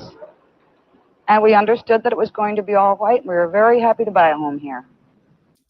You heard what she said. They understood it was going to be all white. How about your children? Have you talked with them about the Myers? We have tried to keep the discussions away from the children. Wow. So from my understanding, white parents were indoctrinating and grooming their children to be racist in the 1950s. But according to this woman, she said they try to keep all race talk away from their kids. Wow. I mean, isn't that, to me, that's a bombshell. To me, that's a bombshell, because we were conditioned to think, oh, well, the boomers and the great generation, all this kind of stuff, they were grooming their kids to be racist, and they were just indoctrinating them with racism. I'm not saying that it didn't happen in some households, but this is the common suburban woman, and she's saying that we keep these conversations away from the children. So very interesting there. I feel that it's something that we adults should solve without bringing the children into it any more than we have to. We're doing it for the children, but I don't feel that they are old enough to understand the problem as it is.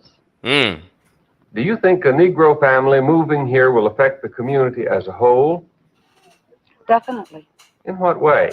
I think that, well, the property values will immediately go down if... So she said the property values will go down if a Negro was allowed to move into the neighborhood. Now, you have to ask, is it because they moved in, or the way that they upkeep and affect the overall culture of the neighborhood? Now, like I said, I'm not advocating for segregation, but I am listening to the points and, you know, avidly breaking them down to see what angle besides racism, because the racism angle is just low-hanging fruit. We could say, oh, well, it's racist. They just don't want the property value is going to go down because all the appraisers going to see a white person or a black person live here, and then they're just going to switch up all the property values and all this kind of stuff. Guys, we're trying to look at it as objectively as possible and give everybody the benefit of the doubt, even the super gremlins, okay? But anyways, Keith Young with the $2 super trap, he says,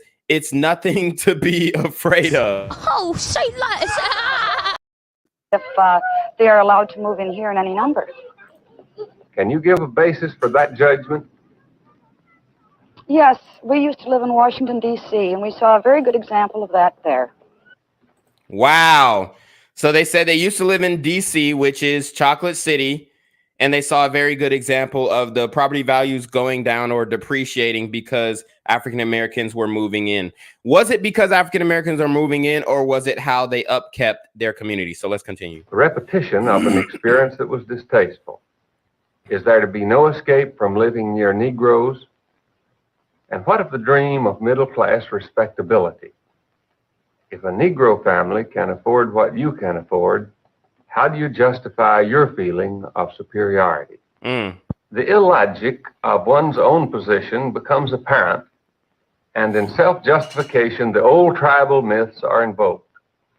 What other objections, aside from the effect on property values, do you have against the Myers? The whole thing centers around the word integration. One home, as Mr. Myers said, because his home has been anything but peaceful since he moved in. He's got 3 children, and evidently he feels that they will be accepted socially. And I don't feel that they ever will be. But the whole trouble with this integration business is that in the end, it probably will end up with mixing socially. And you will have, well, I think their aim is mixed marriages and becoming equal with the whites. Okay. But the only way they're going to do that is by education and by bettering themselves, not... So she's saying you can't become equal to whites on paper, statistically, or socially, or societally, unless you preach education. So I get that. And obviously she has a superiority complex, right? We're not justifying that. But she did make a great point. It's not, you moving into a white neighborhood is not going to make you as competitive. What's going to make you as competitive is educating yourself. And, you know, I believe that the Myers have educated themselves and whatnot, and they have the right to move into this neighborhood. Now, what she means by everything that they've, you know, ever since they got here, it hasn't been peaceful. Could that be because y'all haven't made it peaceful for them? Okay. So, you know, just understand that angle as well. Not by pushing in the way they have here. Do you intend to move? At the time, no. It's a pretty impossible situation. We have our home here, and if the colored move in and run real estate values down, there are a lot of us, the GIs particularly, who are going to be more or less stuck with their homes. As the lines are drawn, those on either side become more adamant. Tension develops and feeds on suspicion and mistrust. What has been the effect of the Myers coming here? Well, it's created a great deal of tension, not among the neighbors, because we all feel the same. But it's naturally made everyone tense in their home. I mean, this is affecting our homes. And it's bound to create tension. It's the subject that's talked about all the time. But there are others who are for the Myers? Yes, I've read about them. For what reason, do you think, do they support the Myers? Frankly, I don't know what reasons they can have for it. If they are homeowners in Levittown, I don't see what reasons they can have for it. Do you think Myers will be able to live here comfortably? Comfortably? No. What course of... Okay, that was something that she said there. Shout out to Savrix499. Sorry, I don't know. Fucking mustache got in my mouth. Shout out to Savage with the 499 super trap. He says those who dispersed around the globe centuries ago can now absorb the technology and culture of those nations. The people will be slaves of consumption. Oh, say that. Oh, that was deep. What action are you going to follow? I'll do what I can to help to get them out legally and peacefully. And as far as accepting them socially, if that's what you mean, I could never do that. To take sides in such a situation is more than a matter of one's own conscience. What a man believes becomes a subject for community debate. For those who believe a man has a right to live anywhere he wishes, the answers are simple and straightforward. Has this affected your relationship with neighbors? No, we've discussed it freely. We found people for and against, but we've tried to keep it being discussed. That was the important thing. Have you heard any rumors? Many. I won't repeat them because I don't like to repeat rumors, and I don't think it's fair to keep them alive. Do you think rumors contributed to the reaction of those opposing the Myers? Surely they did, but we had some very interested citizens here who pledged themselves to a fact-finding group, and they tried to dissolve those rumors as quickly as they were started by facts. Do you think the Myers will be able to live comfortably in Levittown?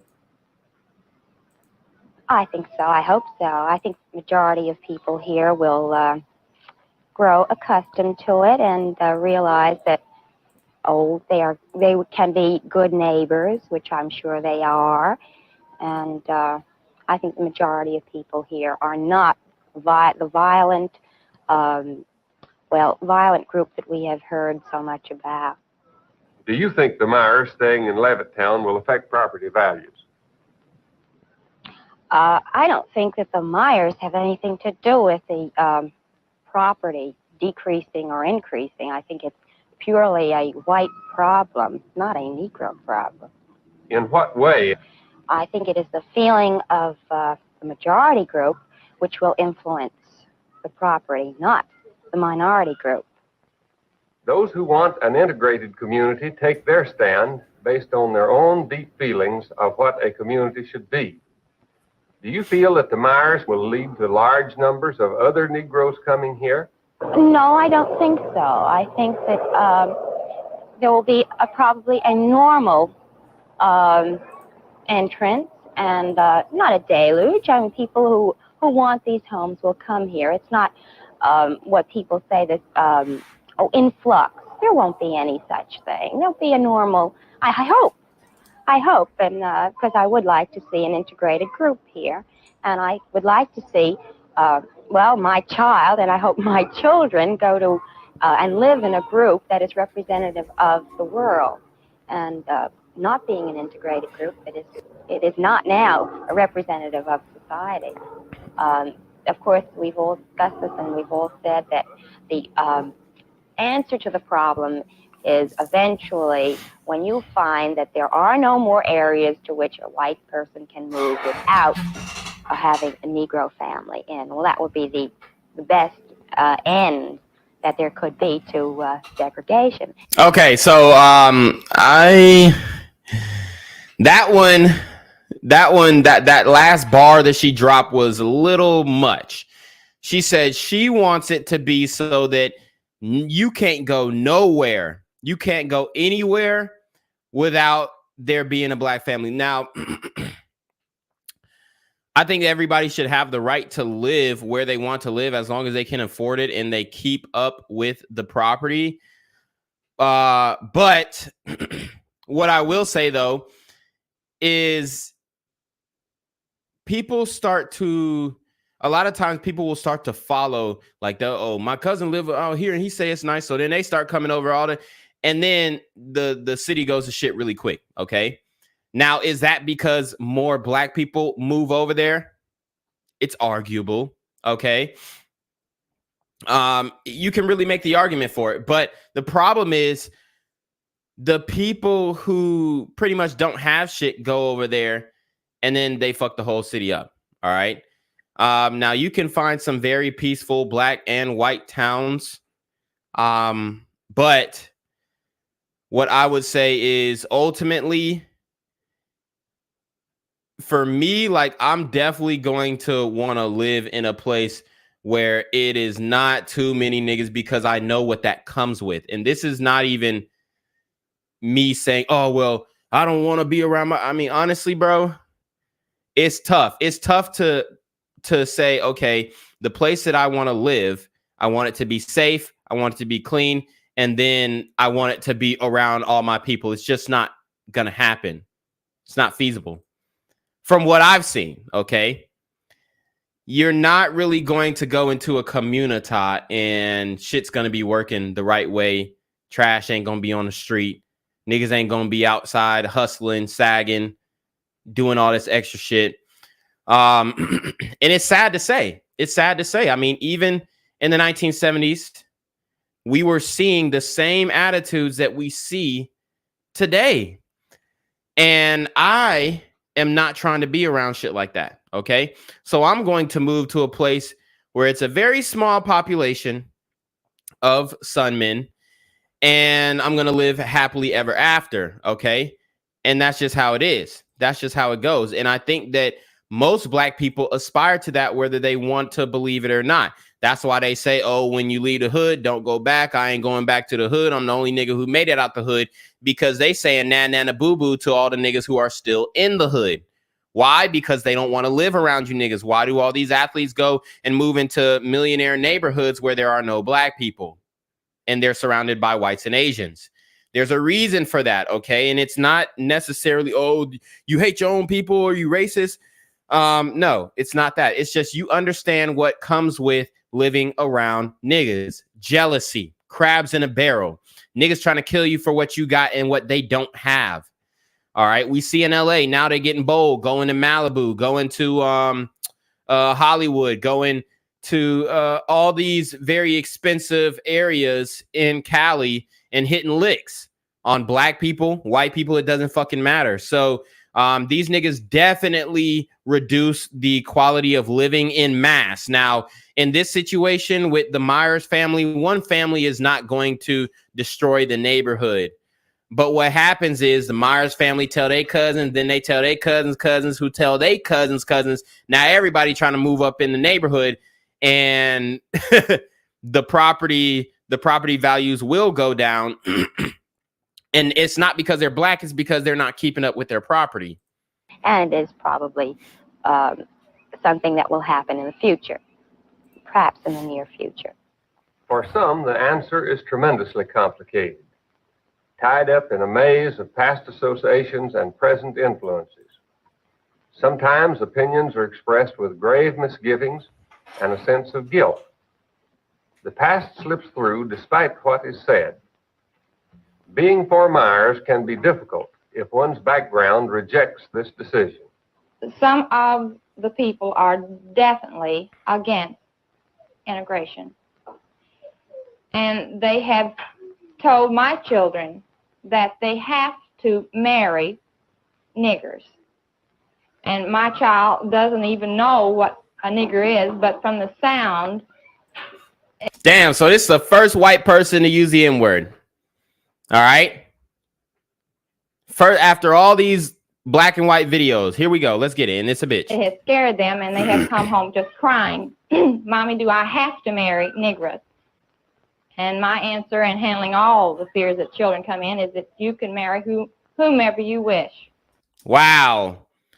And honestly, that was wild. I wasn't expecting her answer. I was not expecting her answer. So basically she said that, you know, word on the schoolyard is they're saying, oh, you got to marry niggas. You got to marry niggas. You're going to have to marry a nigga. Okay. Then the kids come home. They're crying. They're saying, oh, mommy, do I have to marry a nigga? Okay. And then she's like, no, you can marry whoever you want. So she didn't even say, no, you can't marry a nigga. You can marry whoever you want. That's wild. I wasn't expecting that answer. By the way, we both seem to be from below the Mason-Dixon line. Where are you from? I come from Kentucky. Had you known any Negroes before you came to Levittown? Shout out to Savrix with the 199 Super Trap. He says, 10-minute video on my channel, The Great Manipulation. Oh, say less. Okay. I'll check it out. My father had a business in an area where there were several colored people. And I can honestly say one of my best friends was a colored girl. And as children have no prejudice, we became very close friends. Lord have I mean, so she was all willy-nilly saying the N-word, and you know, she got black friends. So this is the argument that a lot of people like to debunk. Oh, well, I have black friends, so I'm not racist. This, that, and the third. Honestly, I don't think she meant anything by it, by saying the N-word. I really don't. And in her later years, she has become a registered nurse and trying very hard to raise her children in a clean atmosphere. And we have talked now since we both have been married, and it's such a disadvantage to see her children try to grow up healthy in the atmosphere that they have to live in. So you heard what she said.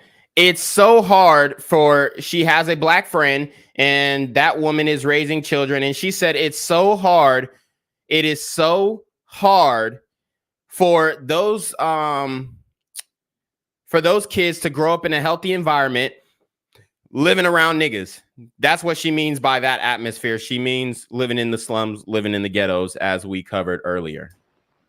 A personal relationship and sympathy with a Negro who is trying to improve her circumstances seems to make a difference. I have found several colored people that I have enjoyed their friendship. I would not let that determine whether I become friend to them by the color of their skin. Have you heard any rumors? I had heard several rumors, of which that I have just taken as rumors go. But the one that bothered me most was the fact that the Myers family has moved in to several all-white sections and trying to be the first colored family to move in.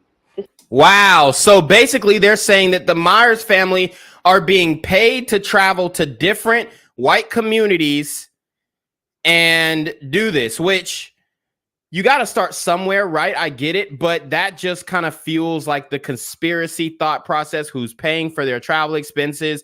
How long are they going to stay? They live in these communities. They stay for 5 years. Then they sell the house and move on to another white community to continue to perpetuate the integration, which it doesn't sound like this woman is totally against that. She says that, I mean, it even sounds like she would love for her Negro female friends to come and move into their neighborhood so that they can raise their children in a civilized area. But it just sounds like, you know, it just sounds like this is something that is being organized heavily, and I think that's what the people are abrasive from. So we're going to see where they're getting their funds from. We're going to see who is the impetus of all of this integration business. Start the other ones to come in, that they have done this before. Now, I believe that if they do come here to cause trouble, then I'm against what they're doing, their principle. But if they're just trying to find a better place to live and to bring up their children, then I'm for them. There are those who live in Levittown who like it and intend to stay. They have no intention of according the same privilege to the Myers. Some of them find it more comfortable to talk in a group. You're aware that a Negro family has moved into Levittown? Yes, I heard about it. What was your reaction? Dynamite. Dynamite. What have you done You could tell she's been taking some black dick about it? Well, I guess we just discussed it. How do you feel about the Myers moving in? Well, I'm very definitely against it. Before coming to Levittown. So they can all be, it looks like they're all friends. They can all be friends, have different ideologies, have different outlooks on life, and they're still friends. Today, this would not work. Levittown, did you have any contact with Negroes? Well, when I came from a small town where we didn't have any colored people.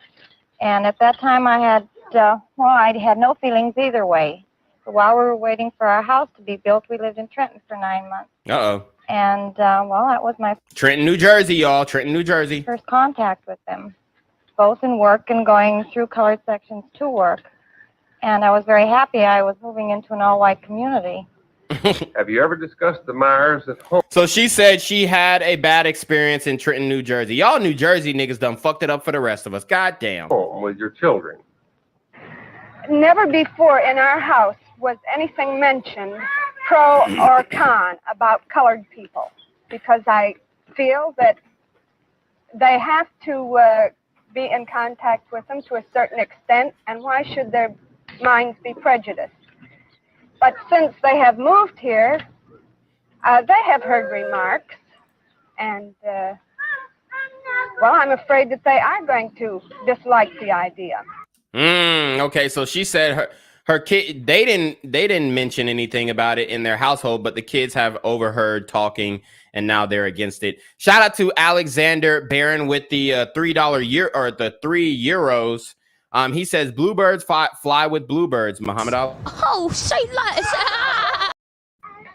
They were there were colored children in the school my son attended last year for the first time, and he often came home and said there had been trouble between them during the day at school. It becomes damn. So he said he went to school with them niggas and they caused trouble. Let's listen to the story. Convenient to exaggerate one's own fears and to help a neighbor increase hers. My boy, he likes sports, and he used to go down there every Saturday with a few of the boys from the neighborhood. And there was an argument that occurred, something real silly. My boy and a colored boy got in an argument. Well, from that time on, for the whole remainder of the summer, the boy was afraid to get down there because the colored boys got a gang together. Damn, so they were starting gangs in the 1950s. And this is crazy. The narrative is, oh, gangs started to keep the community safe from white people. That's not true at all. Because it sounds like these niggas were causing trouble. They were causing trouble, and they got the fighting, and they got a gang together. Now they beating up the white kids and shit. And this is the woman who said it was dynamite. She's happy for black people to move into the. So this is a woman who is pro-integration, but she's keeping it a buck and saying, hey, well, you know, when the colored kids came around and they got into a little argument with my kids, they started bullying my kid and got a gang together. And every time they would get near my Jimmy, they would beat the devil out of you. I went to the principal and everything about it. So that just goes to show that bullying in the community has been a thing. It's been a thing. And we all know that. I mean, I don't know where this, oh, well, we were making the gangs to defend the community. Like, come on. Like, that's wild. Shout out to Savrix with the $4.99 super trap. He says, getting everyone to hate each other has always or has been planned. The greater the spiritual polarization, the greater the union and new mentalities will be. Oh, say less. Factor is fear. Fear of economic loss, loss of status, fear of violence, and fear of intermarriage. Do you think other Negro families will come to Levittown? Definitely. Yes. What do you think will happen? Well, just what's happening already. I don't know. It's a rumor I read in the paper where they have 2 colored school teachers now in Levittown. So that's just a good example of what is going to happen. Well, what's wrong with that? I do not like it. I have 2 daughters and 2 sons. And if there's too many colored people around here, I definitely will get out. I'm not thinking well, I don't want her. And this is the woman in the middle who said she was for it. She said it was dynamite. So is she for it or against it? I'm confused now. Associating with colored people, period. Damn. Well, I'm very definitely against mixed marriages, and that's eventually what it's going to come to. If children are raised together, they're not going to... So she's saying she against mixed marriages. Okay. So she does not fuck with the BBC, y'all. I think of anything of marrying together. Well, I just could not live beside them. I don't feel that they should be oppressed. But I moved here, one of the main reasons was because it was a white community. And that's the only place I intend to live. If I have to leave Levittown, I will do so. For some Levittowners, the basic issues involved had nothing to do with intermarriage or property values, loss of status, fear of crime, neighborhood decline, or of being in the minority. They saw it as a test of democracy. What was your reaction to the Myers moving in? Well, I was happy to see this become more of an American community. There seems to be a large group opposed to the Myers. What would be your attitude toward them? Well, I would divide... I don't know if there are large groups of people opposed to the Myers. After all, we have some I don't know, I guess close to 60,000 people in Levittown. Those mobs were never more than 500 or 600. And I think if you'd gone down to the shopping center any night at the time the mobs were here, you would have seen 10,000 people at the shopping center, while those who were violently opposed to Myers moving in were engaging in what they were engaging in. You don't think, then, that a large majority is against Myers moving in? Well, that's not true offhand. I know some of the immediate neighbors right here who were for the Myers moving in. I wouldn't hazard a guess at what the proportion is that welcomes the Myers and what proportion is opposed to it, but I don't think that's the main issue involved in this case anyway. What is the main issue? The main issue is the right of these people to live like Americans as they choose, to be accepted as good neighbors. What are you going to do about it? Hey, and this guy, you know, he's a solid dude. He's a solid dude. Don't got a racist bone in his body. To me, it sounded like the women were a lot more racist than the men. Let me repeat. It sounds like the women were a lot more racist than the men. Because this is the first man that he interviewed, and he said he cool with it. He's not threatened by it at all. I intend to try to be a good neighbor. Do you feel that the Myers coming to Levittown will lead to large numbers of other Negroes coming here? I don't know. Do you think the Myers will be able to live here comfortably? I think it'll take a little time, but they will eventually. Have you heard any rumors about the Myers? Oh, dozens and dozens of rumors. What kind? Oh, that he was being paid by the NAACP, that the Reds were behind it, that the Jews were behind it. That You heard him. NAACP, the Reds, the Jews crew, rather. These are the rumors that are going around. I'm not saying any of these are true, but just listen up. NAACP, that the Reds were behind it, that the Jews were behind it, that this group and that group was behind it. There were all kinds of rumors. I guess some of them were being spread deliberately. Some were just a result of hysteria. There was all kinds of malicious rumors. Some of them were so ridiculous you couldn't see how people could accept them. But in the atmosphere, some people did accept them and spread them. What course do you think the future of Levittown will take? Well, I'll tell you, I don't think Levittown's an island. It's part of the USA, and I think it's going to integrate like the rest of this country is going to integrate. In Levittown, as elsewhere in America, there are those who believe that the rights and privileges of citizenship belong to all, regardless of their race or color or creed. And there are those who believe in equality too, but in a somewhat more limited sense. In my business, whoever's got money and has good credit or wants to pay cash can buy a car. It has no discrimination, color, religion, or any type of that sort. You hear? I mean, these are the men. These are the men. They don't give a fuck. It sounds like not all of them. Obviously, I'm not saying that all of the white men thought with this line of thinking, but just for some perspective, today in 2022. Levittown has a population of 52,643 people. Out of those 52,643 people, 87% are white. 4.48% are two or more races, so you can say those are mixed.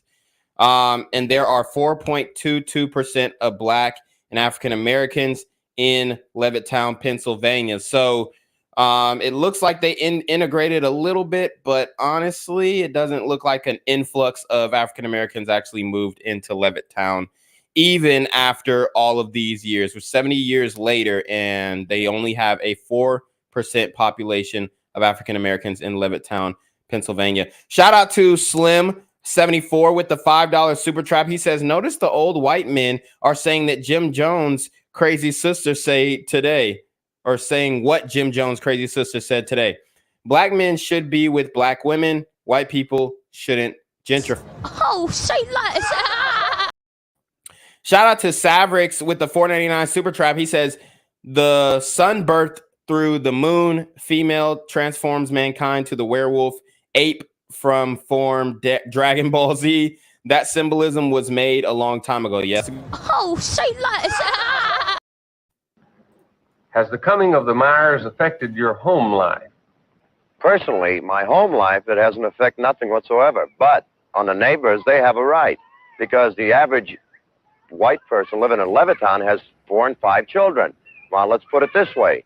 If the Levittown is migrated in hordes of Negroes, which they have a right to come here, but if something that happens that way, pretty soon my neighbor will be having a Negro son-in-law or a daughter-in-law. How would that look? Wasn't Myers within his rights as a citizen to move wherever he pleased? So he definitely was not into IR. He said, how would that shit look? It would look like a mixed baby. Well, let's put it this way. Mr. Myers and all the Negroes have a right. I'm no better than them. They're as good as I am. They can go anywhere they want. I mean, they have a God-given rights, and being a good American, they have the rights to the civil rights. They have the right to pursue their happiness. But by the same token, we have mixed communities, and it's a proven fact that those mixed communities are over a third empty. He could have stayed there. He had a beautiful home there. The only reason that Mr. Myers came into Levittown is to show people they could get here. It wasn't that he wanted to come to Levittown, but my personal opinion is this. There is something bigger behind this. Is that your personal opinion only, or is it a fact? No, I say it's a fact. And I would tell anybody, I mean, barring nobody, I would tell them in a meeting, including the gentleman at this, the head of this committee for bringing Mr. Myers here, I'd tell him. Shout out to Slim74 with the $5 super trap. He says, to accept a man for his character is a Republican core value. The racist Dems have stole that value. Respect is earned. Oh, say less. When did you first hear of Myers moving in? I heard about Mr. Montana. I was having coffee in a restaurant where he worked as a utility man, dishwasher, I don't know. It was supposed to be a part-time job, but I've seen him there at 7 in the morning till 9 at night. And then the paper says he was an engineer. Where did you hear it? That's where I heard it, from the waitresses in there. They asked me, did you see your new neighbors? And I didn't care to discuss it in public. What did you do? I didn't do anything. There you have it. An American community caught suddenly in a moment of crisis. Neighbor set against neighbor as they differ on what should be done about one Negro and his family who have come to share with them the American dream of a better way of life for their children. Many seem convinced that property values must decline when a community or a neighborhood becomes integrated. But studies which have been made prove the opposite to be true.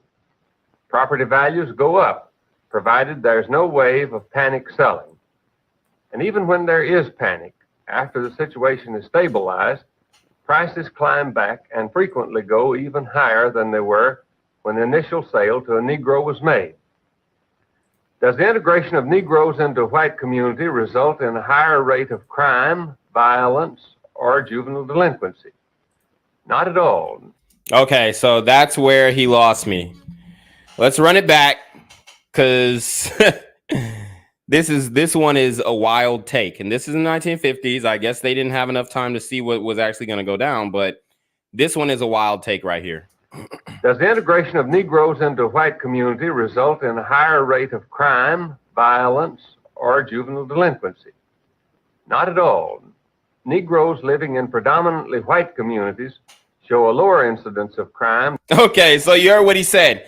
That was a very obscure question, and the question states, does crime increase when Negroes move into the white community? And he says, no, not at all. Negroes that live in the white community are very peaceful, but the reality is that when it's an influx of just random niggas who come in, not just like the people who worked hard and they qualified for housing, all this kind of stuff, these programs that are affordable housing programs, all this kind of stuff, once they move into the area, it's all about quality. Okay, it's all about quality. And I think there is also a quantity at level to this, because wherever there are black people, they're gonna beef with each other.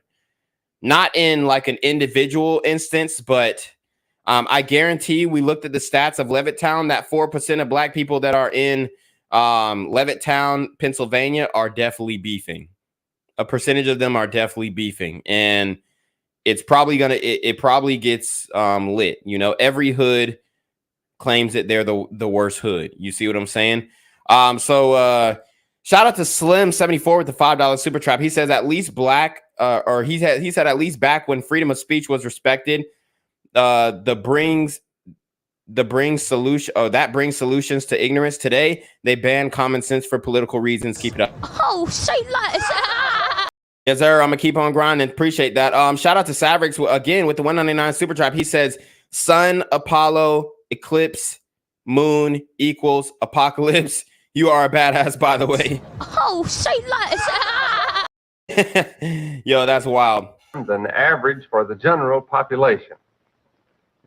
Is intermarriage the ultimate goal of Negroes in seeking to integrate into previously white communities? The studies show that of all the reasons Negroes have for seeking equality of opportunity, intermarriage is the least. And of all the fears that whites express, this is the greatest.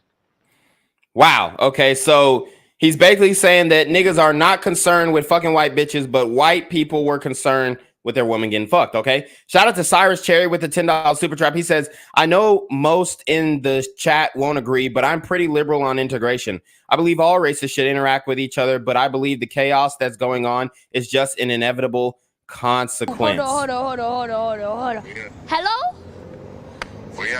Where we at? Oh, you want to know where I'm at? We outside.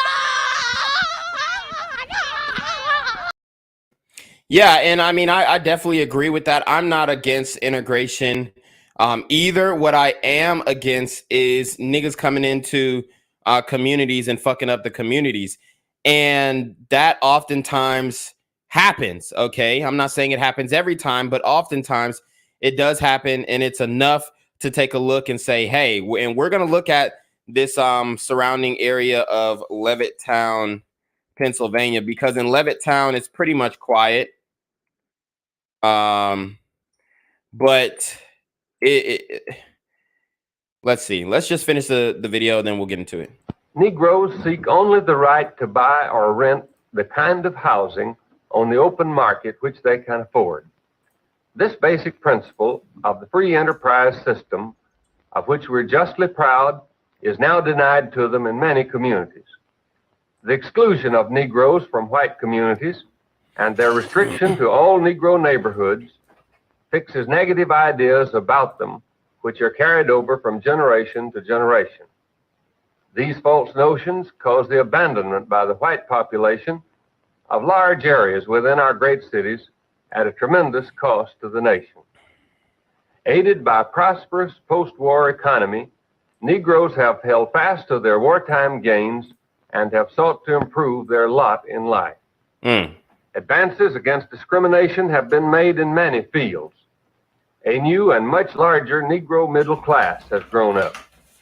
Able, ambitious, and confident, these families are determined to leave the old, densely packed, segregated neighborhoods, and they're economically able to do it. They have the money to buy their way out of the slums.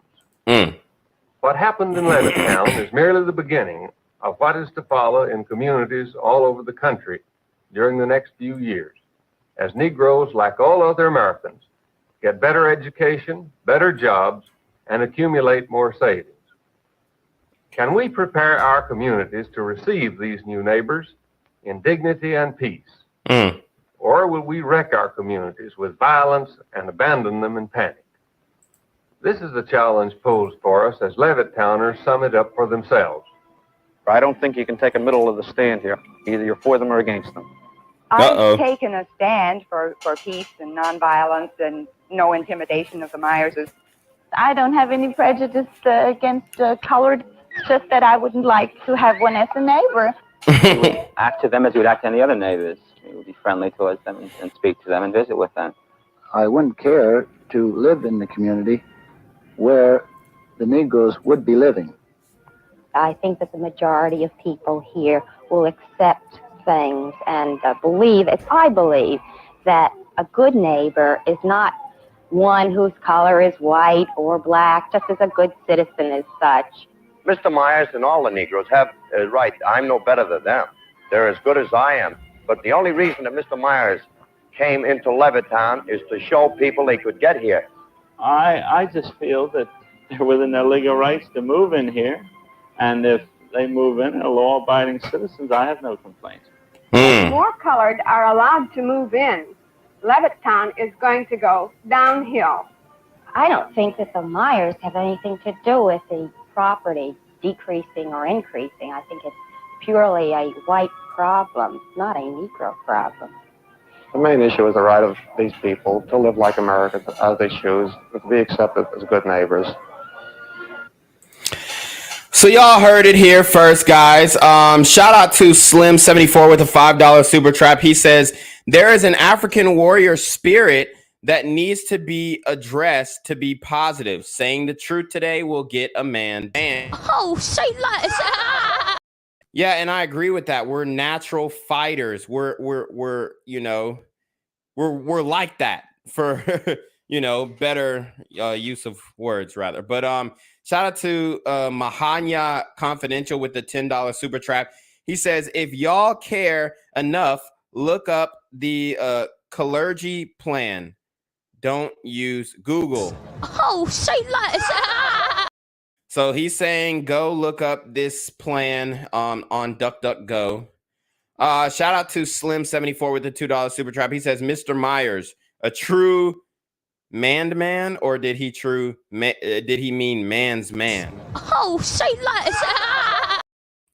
I think he meant man's man. But anyways, Levittown, Pennsylvania.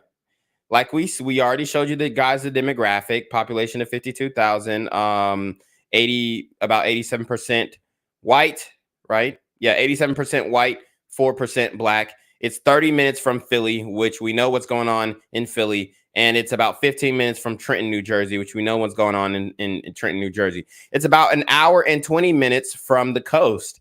So you guys see where it is positioned in the United States. And I don't think integration really heavily affected Levittown. Now, it affected the surrounding areas, definitely. And I'm going to show you how. I released surveillance video from a shooting in Germantown that left a 7-year-old boy injured. The video shows the outside of the Worcester townhomes on Armstrong Street on Wednesday. Now, a white BMW was following an ATV rider when two people got out of that BMW and started firing shots. One bullet struck the nearby. Wow, there you go. There you have it. 7-year-old boy in his hand. He is expected to be okay. Officers need the public's help identifying the people in. Pooh shiesty mask, Pooh shiesty mask, Pooh shiesty mask, and they sagging. Inside that SUV. Turning that. Wow. So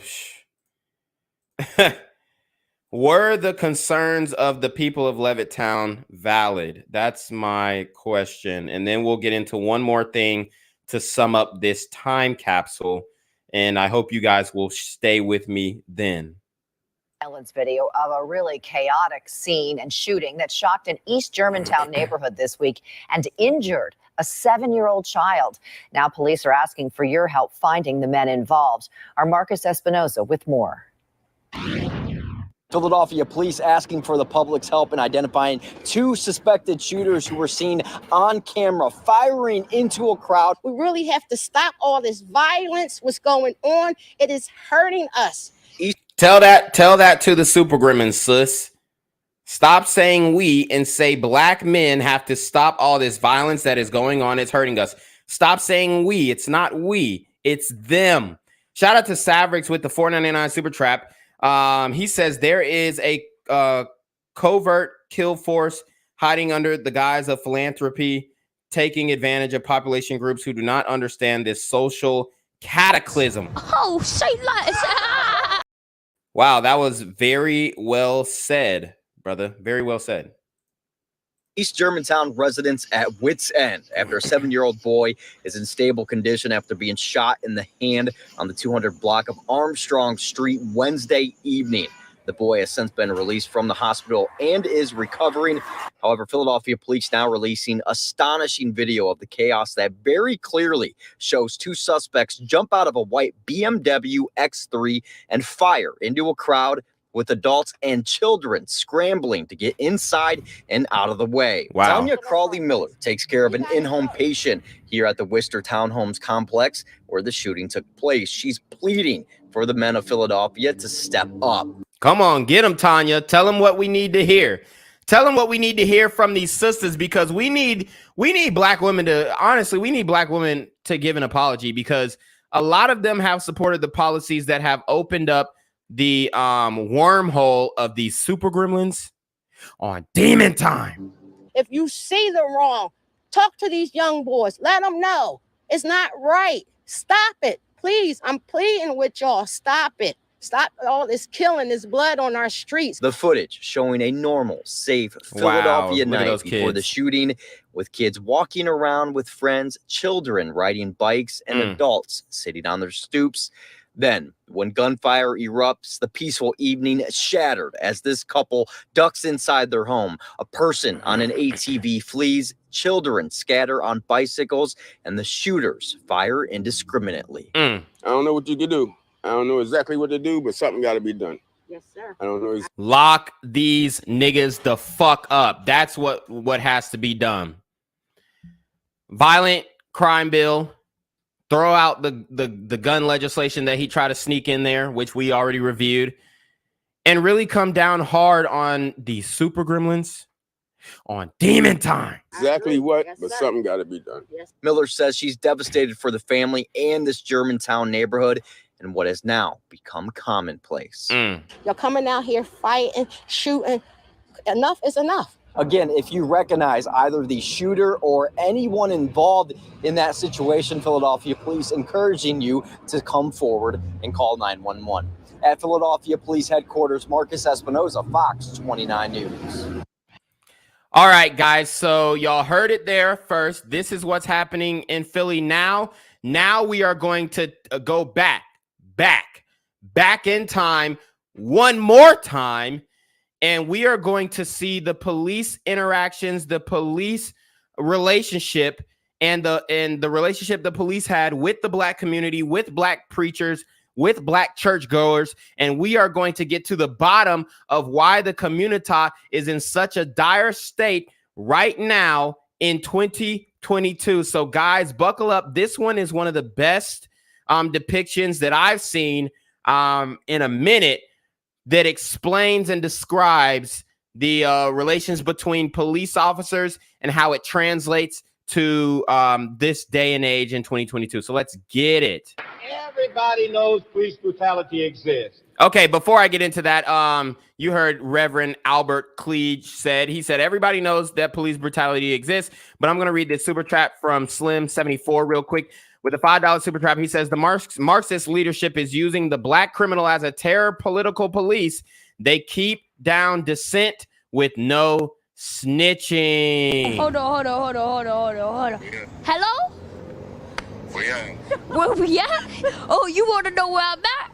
We outside.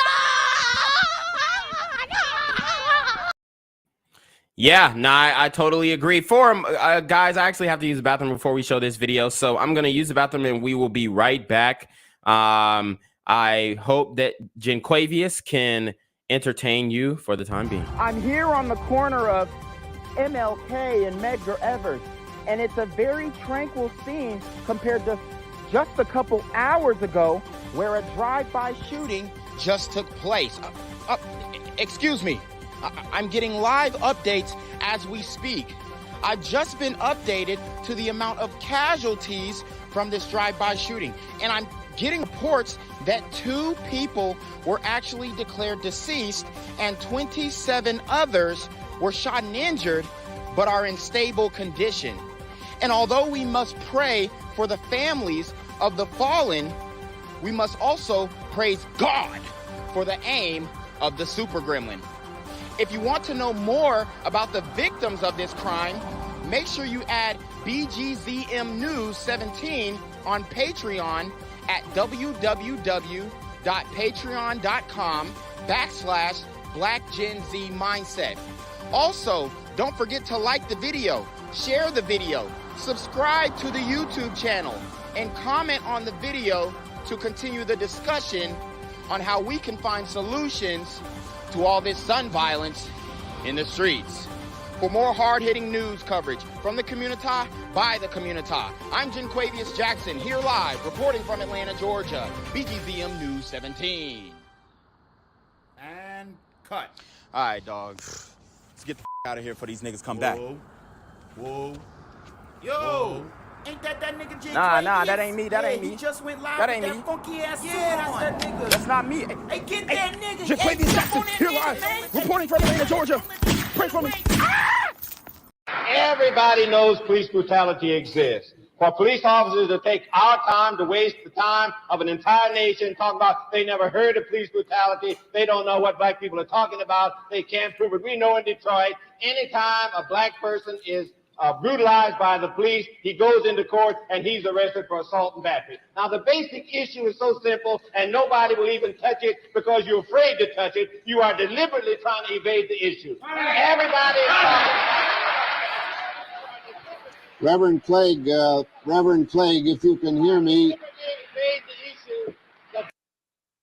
So this is live television, and this is a debate between the clergy, the black clergy, and the police, and he's speaking about police brutality, and we just showed you the video of what was happening in St. Louis, Missouri, and how gentle and nice the police officers were to that super gremlin on Demon Time, okay? And now he's speaking about Detroit and how there's police brutality in Detroit. Now, I'm not saying that police brutality doesn't exist and shouldn't be eradicated, but what I am saying is I think personally that it was highly exaggerated.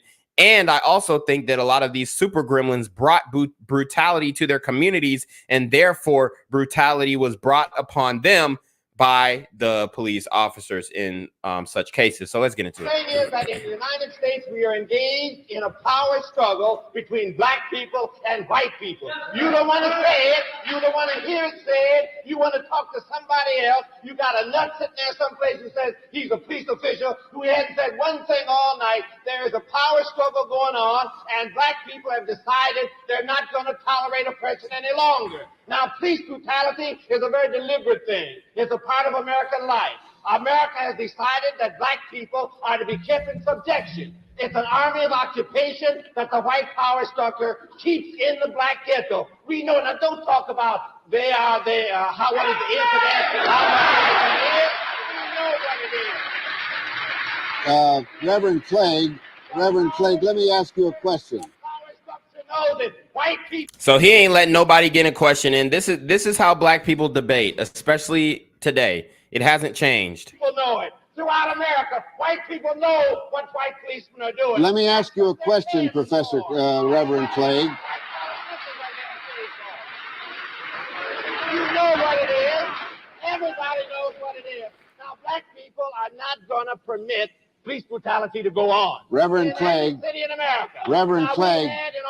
Can't get a word in with these niggas. Shout out to Slim74 with the $5 super trap. He says, I have faith. This is the storm before the calm. You can't deny the mirror forever. Time heals. 1865 wasn't that long ago. Oh, say less. Absolutely. You're absolutely correct. 1865 was not that long ago. So let's get it. 100 cities race violence last summer. If police brutality continues, we'll have it in 200 cities next summer. Now, white people know that. Something has got to be done about it. We are wasting time. Let's come to the issue. I can't seem to get Reverend Clegg's ear, and without seeming to seem irreverent or disrespectful, we're going to shift to Philadelphia, where the chief of police of Detroit is in the Philadelphia studio, Chief Passell. Can you... So the chief of police of Detroit is in Philly, in a Philadelphia studio, speaking on police brutality. Let's get it. Can you add something to this dialogue, Mr. Parcell? Yes, You're the president, I believe, of the Detroit Police Officers Association. Are you on leave from your duties as chief?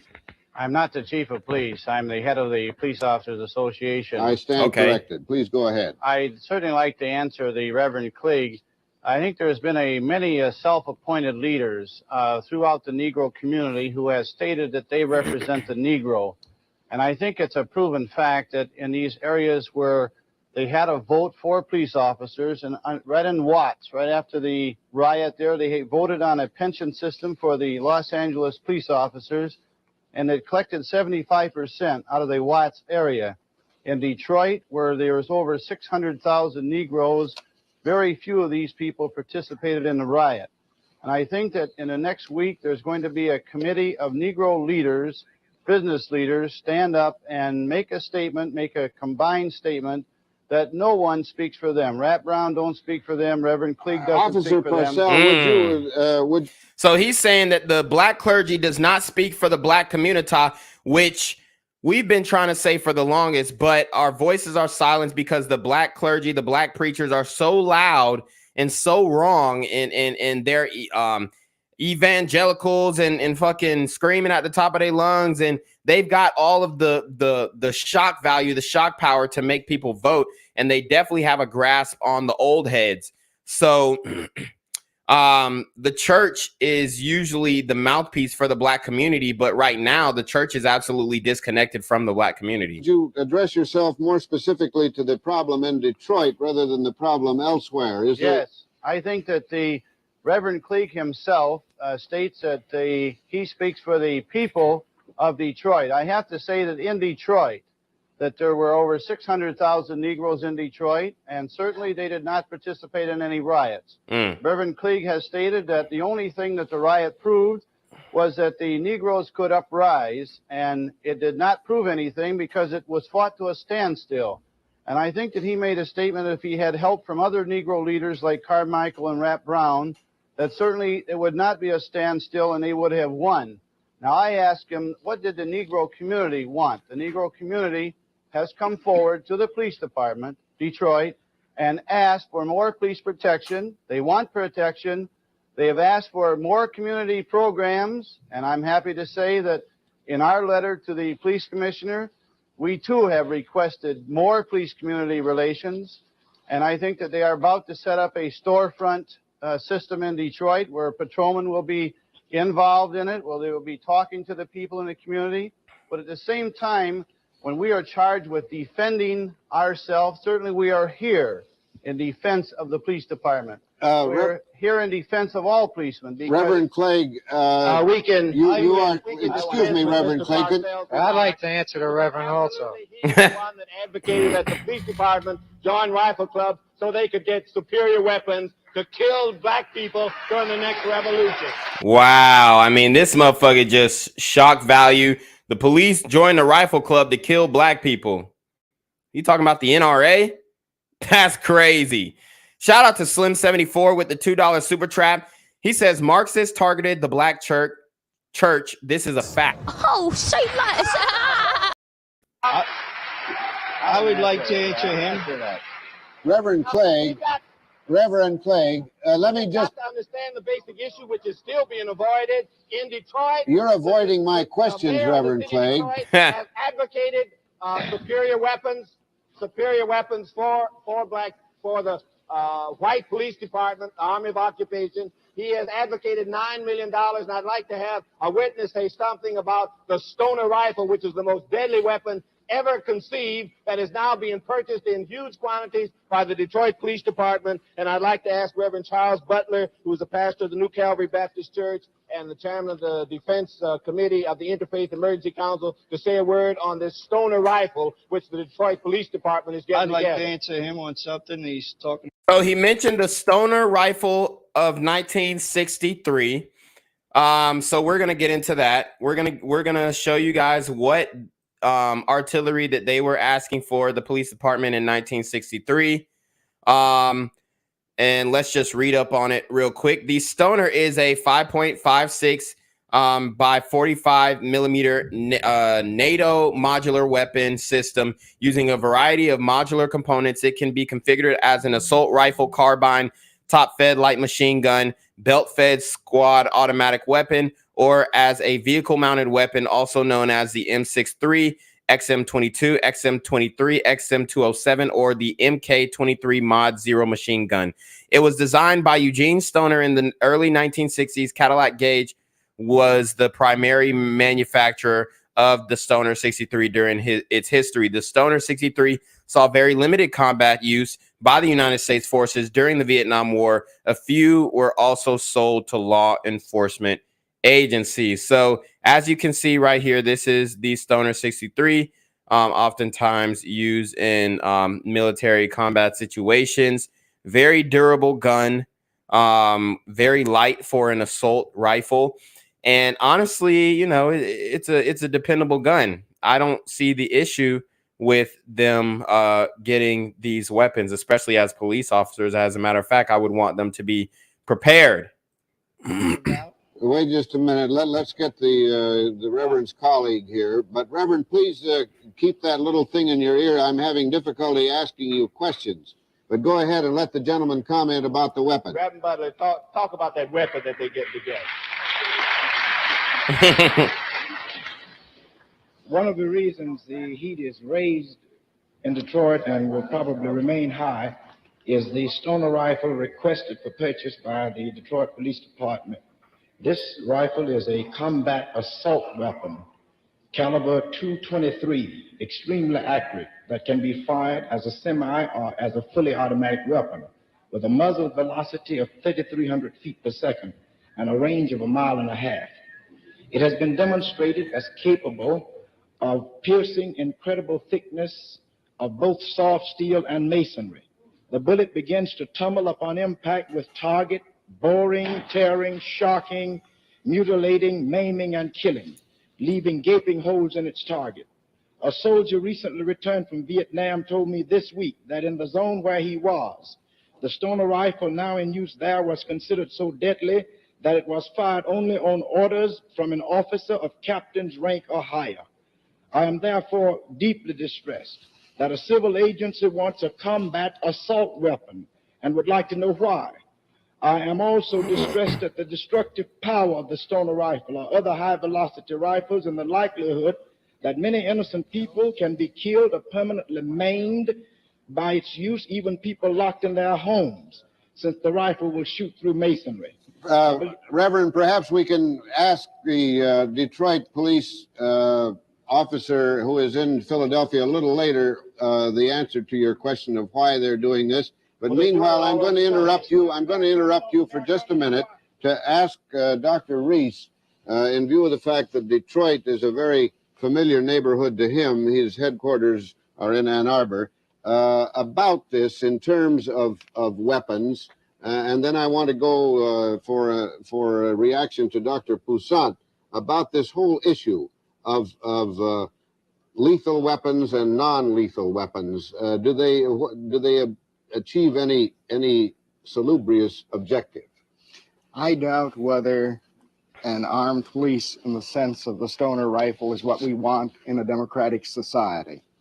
I doubt whether we want to calculate a policy of policing that is based on the use of weapons against the citizenry.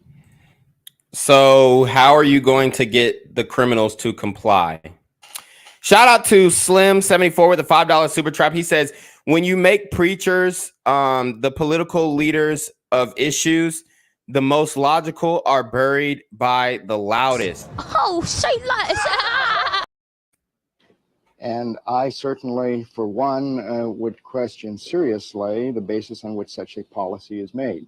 Dr. Poussaint, have you got some reactions of your own to this kind of technique? Yes, I have some reactions to that. I think it seems that police are more concerned with putting down riots and enforcing law, and don't seem to be concerned with some of the causes that are leading to some of the distress into the riots. So he's talking about root causes here. Let's get it. So they react with sort of repressive measures, and we're going to suppress more people, and we're going to kill them, and so on. Now, I think this whole question of these new weapons that police are getting is getting quite out of hand. And I think in particular, besides these rifles, the chemical mace, which is a tear gas spray that's been purchased in large quantities by many police departments around the country. Before we go, so they don't want the police officers to use guns. They don't want the police officers to use assault rifles. They don't want the police officers to use mace. What weapon are you going to give them to address the issues in the community revolving around these super gremlins on demon time. Go into the techniques and technicalities of mace. I want to interrupt to ask Mr. Parcell in Philadelphia, the president of the Detroit Police Officers Association, if he has any thing that he wants to say about this stoner rifle in Detroit, the question that was raised by the Negro clergyman. Can you hear me, Mr. Parcell? Yes, I'd like to just comment on the last gentleman that said that the police are getting more interested in riots and crime rather than in the causes. I want to tell this gentleman that the police officers, it's not his job for causes. We are supposed to be fighting crime and the riots or whatever the situation is. I think if we were allowed to do that and let other people handle the problem. But I have to go. So they've been handcuffing the police officers for years now. Can't do their job. Along with this rifle, they assume that we have hundreds of rifles. We are only asking for 150 for a specialized crew because we have no way of fighting snipers other than a specialized crew, special trained and under a command.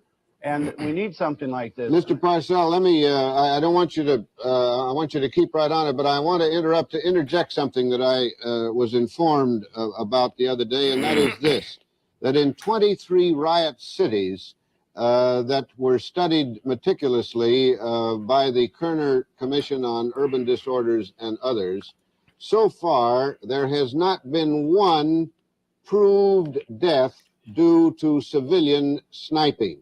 Now, that isn't to say that there wasn't sniping. I would like to answer you on that. Now, wait just a minute, Mr. Harrington. I was talking to Mr. Parcell. They buried the captain, the fire captain in Detroit. Just a minute, Mr. Harrington. I was asking him a specific question about sniping.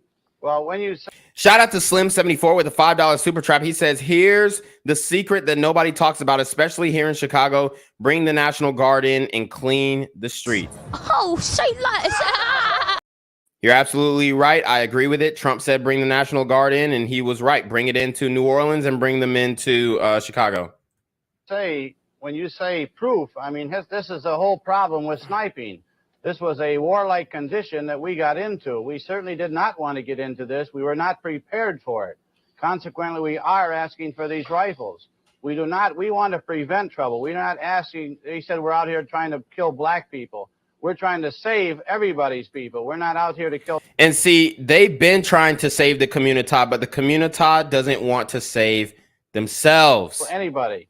And we need some defense. I think that the people have a demand for protection of property and their life. We're not out here to kill people. Now, I was asked, isn't 43 people enough? And I said, it's too many. Well, how about the fellow that is arming himself towards the police? No one seems to mention here that these black militant civil rights groups are arming themselves today with automatic weapons. They have shotguns. They are building stockpiles of Molotov cocktails. They have all other assorted homemade weapons that they have made. You talking about them Black Panthers, right? The black militant groups. All to direct at the police. They have one idea. Kill Whitey. Kill the white devil. Kill the police. Patrolman Kowaleski, let me ask you this. As you know, members of the National Rifle Association are not only encouraged to have weapons of various kinds, but it's made easy for them to get weapons under the auspices of the federal government. Would you say that they should be treated in a different way than black citizens in terms of access to weapons? I don't see the connection between the National Rifle Association, of which I am a member, and in which I say is a highly respected organization. If people got weapons from the Rifle Association, they did it under false colors. They falsified records. They falsified government records. And if I am not mistaken, if this can be proven, these people can be prosecuted for falsifying these records, in which they should. What is their purpose and their object and their reason for getting these automatic weapons? Because the police are getting them? They want them to use against us. Do you have any place that can tell you about police arming people arming Morgan, themselves? I wonder whether I might ask Mr. And this is what the officer didn't understand. It wasn't these black militant groups and whatnot were not collecting these rifles and these firearms in order to use them against the police. Oh, no. They were collecting these rifles and these firearms in order to use them against each other. These super woke gremlins. are on demon time. Of course. Chime right. This is Professor Reese wants to ask you a question, Patrolman Kowaleski. Can you hear him? Yes, sir. I wonder why you think the people in Newark would want to arm against you. Why would they want to arm against me? Yes, I you. can give you a very good reason. If this TV camera can pick this up, here it is. Get the devil. Get the white devil. Get the man that represents the white power structure. Here's another article. The Wops want race war. Kill the white racist policeman. Numerous other things here if you want me to mention them. We'll say here. Now we've got to get these. Now, what does this remind you of? This is the same thing that's going on today. We had pigs in a blanket, fry them like bacon. We saw the riots in 2020. It's the same thing. Kill a white officer, kill a cop, kill a white devil. You got Charlemagne the God on the Breakfast Club on a nationally syndicated radio show saying white devil this, white devil that. Like I mean, come on. Come on. It's like the Black Panthers were like BLM. That is what we're seeing now. It's crazy how similar the times were from back then to now, guys. Four-legged and two-legged beasts. We know none of them, the brothers and sisters, are going to stand for this dog business. Well, what's the motive behind this sort of? What's the motive behind this sort of propaganda, Mr. Kowaleski? I'll tell you what it is: to stir up the hostility between the police and the members of the minority group. You saw two perfect examples here tonight of why there is hostility toward the police. Just take one good long look at Reverend Clee when he says that we are the enemy, that we are the invader. And this is the man that says here that white policemen are the ones who are enforcing the laws for the white power structure. What is Reverend Clee going to do when he gets... What's Reverend Clee going to do? Mr. Kowaleski, let me ask you a question. Why are they interrupting him? Let him finish. Damn. Black power... I'd like to know from Mr. Kowaleski. And I think what the police representative, I think that's what he was. He was director of the police commission, something like that. I think what he was going to say is the white police officers are the basically the assassins for the white power structure. And then he was going to ask, what are you going to do when the power struggle dissolves and black people, take over this quote unquote power struggle, and now you have more black cops? What are you going to do then? Is it still the white power structure that's holding the community down, or is it just your damn self? Number one, if he knows of any case in the black community where there are automatic weapons. Do I know of any case? Yes. Wasn't it recently that we just rounded up 15 people in a city and got a black man right next to him too? So they're going to paint him as racist, but he's just speaking facts. He got his notes and he was ready to go.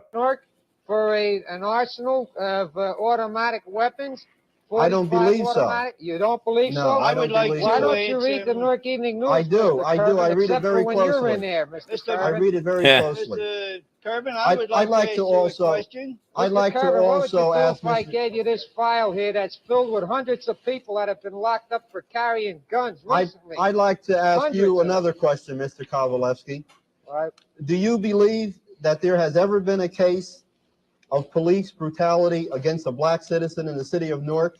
And this is such a disingenuous question. Do you believe just because one incident happened out of the thousands of arrests that they're arresting these niggas, out of one incident happened where the cop, he got stressed and he beat the shit out of it. One incident happens and then you're going to ask, oh, do you believe that it's ever happened in the history of time? Like, that's just like me asking like a dumbass question. Do you believe that a black man has ever been killed by a white person in the history of history? Like, come on, bro. It's a disingenuous question. Yes, of course it's happened, and it's happened the other way around too. Just like there's incidents of police brutality, there can be incidents of citizens being brutal to police. And you saw a little snippet of that verbally from that teenager that we broke down in Kansas City, Missouri, where he was verbally degrading and disrespecting the police officers. And he said that he was going to kill another police officer who busted his lip.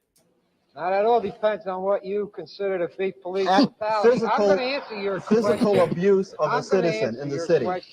Physical abuse in the city. Now, listen, if I was to say that... Do you believe that there has ever been a case? Let him answer the fucking question. Let me tell you one little story. Let me tell you one little story. Let me tell you one little story, Mr. Kowaleski. There was a woman by the name of Ida Brown. She was arrested by 2 police officers and charged with assaulting them. In Newark? In Newark. She was Negro. She was brought to trial.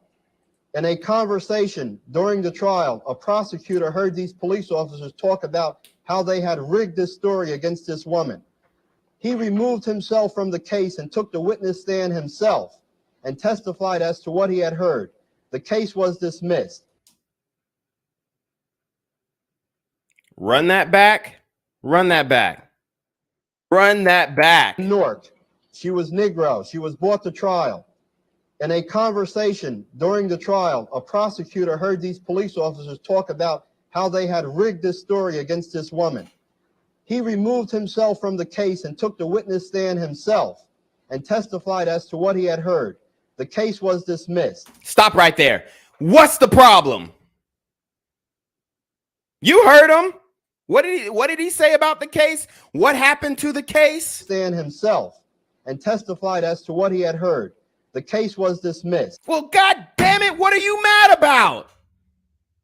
The case was dismissed. Yes, she went through some bullshit if the story is actually true, because you know, we all know that these sisters will definitely give these officers lip. Now, I'm not saying Miss Ida Brown got out of her body, jumped out of her skin on the police officer. I'm not saying that. But the damn case was dismissed, and you up here acting a damn fool, acting like they brutalized her. They arrested her. She went to court, had her day in trial, and the case was dismissed. What's the damn problem? The interesting thing is that these 2 police officers have still to today not had charges brought against them for perjury or either departmental charges. I would like to ask you a question. Mr. Kervin, I'll answer that. I don't know about the departmental charges, but I know that as a result of that particular incident... Were there perjury charges filed against these police officers? Up to the county prosecutor. It's not up to the Newark police. What do you mean it's up to the Newark police? Facts. It's not up to the police to bring about charges. The prosecutor or the judge should have, got him charged with perjury. Straight up. I said it's not up to the Newark police. Why isn't it up to the Newark police? You think they should still be on the police force? If they could rig a story against a citizen and then bring him into court? This woman was convicted in municipal court, and she had to win this case on appeal. If this prosecutor had not been willing, in fact, to admit that he heard these men say these things, she still would have been convicted in the higher court. Let me say this, Mr. Kervin. To say that there aren't isolated cases of police brutality would be a bold-faced lie. Let me tell you another story. There are isolated cases. You still want to go on these fucking stories, these anecdotal situations. Like I said, we're not saying that people were never framed or people were never brutalized by the police. That's not what we're saying. But just like this officer so eloquently stated, to say that it has never happened will be a bold-faced lie. To say that it's happening rampantly all the time would also be a bold-faced lie. Let me tell you another story, Mr. Kowaleski. Make this one brief, Mr. Kerwin, because I want to get to Mr. Harrington, who might rather rudely interrupted a minute ago. During the rebellion in the city of Newark, I was asked to meet with the governor of New Jersey, Governor Richard Hughes. After the meeting, he pulled me aside and said to me, Bob, I heard that the police are out to get you.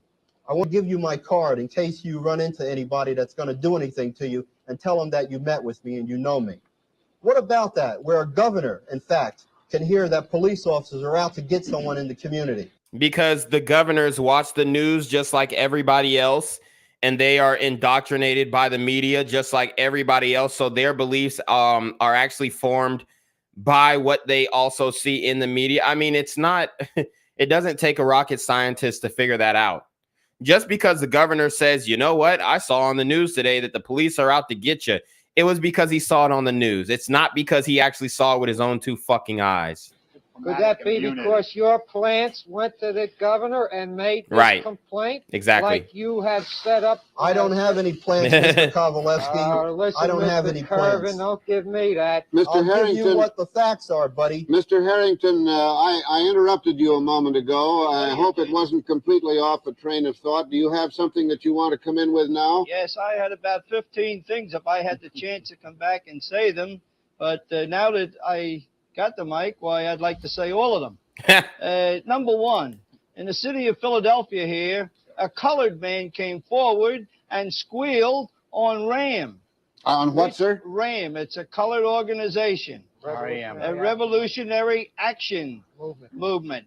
Now, this organization had hired him to shoot and kill the police commissioner, the mayor of Philadelphia, the district attorney of Philadelphia. And he pointed out to the police and to the FBI where the potassium cyanide was stashed away. So they were going to poison the police commissioner. When they started the riot, they were going to poison 1,500 policemen. Wow. Now, I want to ask this reverend over in Detroit, who is the leader of the colored people in Detroit? Because I have a book here, Reader's Digest, which is a very respected book. And it states that the New York Times said that the executive secretary of the NAACP in the city of Detroit condemns the police because they didn't put force into the riot area soon enough. Now, do they want force or don't they want force? I also hear about this high-powered rifle and so forth. In this same book, it tells you how they do it in the other countries. In the other countries, they arm their police riot squads with machine guns. They have special lead capes in England and all over the world. They're giving their police the tools to do the job. Now, the people have to make their mind up. Do they want riots? Let me finish now. I didn't interrupt you. Well, I'm sort of in a tough spot here, Well, Mr. I know you are, Harrington. but you're always shortcutting us. Now let us have our say, or we might as well go I home don't and think watch we're it on the radio. shortcutting you, Mr. Harrington. And if you don't mind, we're going down to Chief Jenkins in Atlanta I'll at tell you this that because particular I don't point. think you're giving us a fair shake. We'll get back to you. So the police officers don't think that the moderator is giving them a fair shake, which I can agree with. They let Reverend Cleage go on for the longest, and he wasn't listening to anything that came through his speaker. And yes, he heard him. He fucking heard him. But they let him just go preaching and preaching and preaching and didn't stop him. And then they let the brother get off like 2 fucking stories. Now when the police commissioners want to talk, they can't get a word in. They do the same thing today in the media where they cut you off and they don't let you give valid points. I mean, it's the same media ran by the same conglomerate, the same corporations. It's wild. Chief Jenkins, can you pull some of these strings together from your point of view and get some balance out of this? Yo, shout out to Keith Young. He said that the fat cop, he looked like he would go to a KKK meeting and bring the sandwiches. That was funny. This discourse. Well, I'd like to say at this point that I regret that more police chiefs do not appear on this program tonight because I don't think they've been well represented. Now, this program, I think, has emphasized that this nation has a very serious problem that we must find the answer to it. Now, the first order of business must always be law and order and justice for all. Now, the causes must be identified and they must be corrected. And that is exactly what we're determined to do here in Atlanta, Georgia. And I'd like for Reverend Williams to speak on that also. Thank you very much, Chief. I've listened to the dialogue which has been going on here, and I know that the gentlemen in Newark have some problems, but I don't think we've been talking about what really concerns us.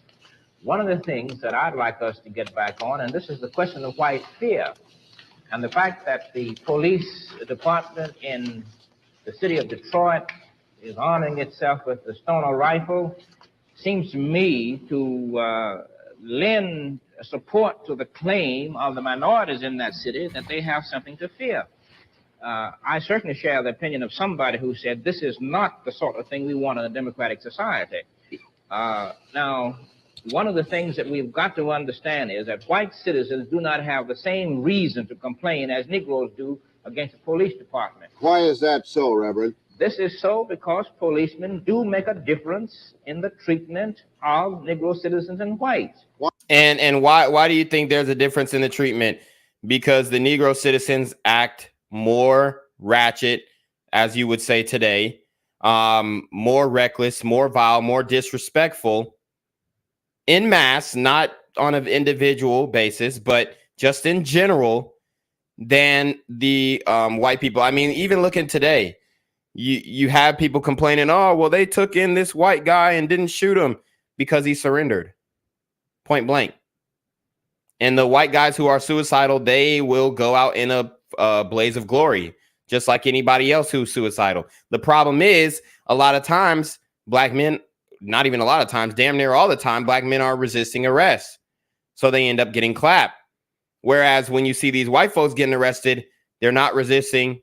They're giving it up. Even if they did something that was atrocious. I mean, the guy who shot up the Tom's supermarket out there in Buffalo, he did something horrible, but he still surrendered. As a matter of fact, he was actually going to shoot himself in the face, but then the police talked him down and he surrendered.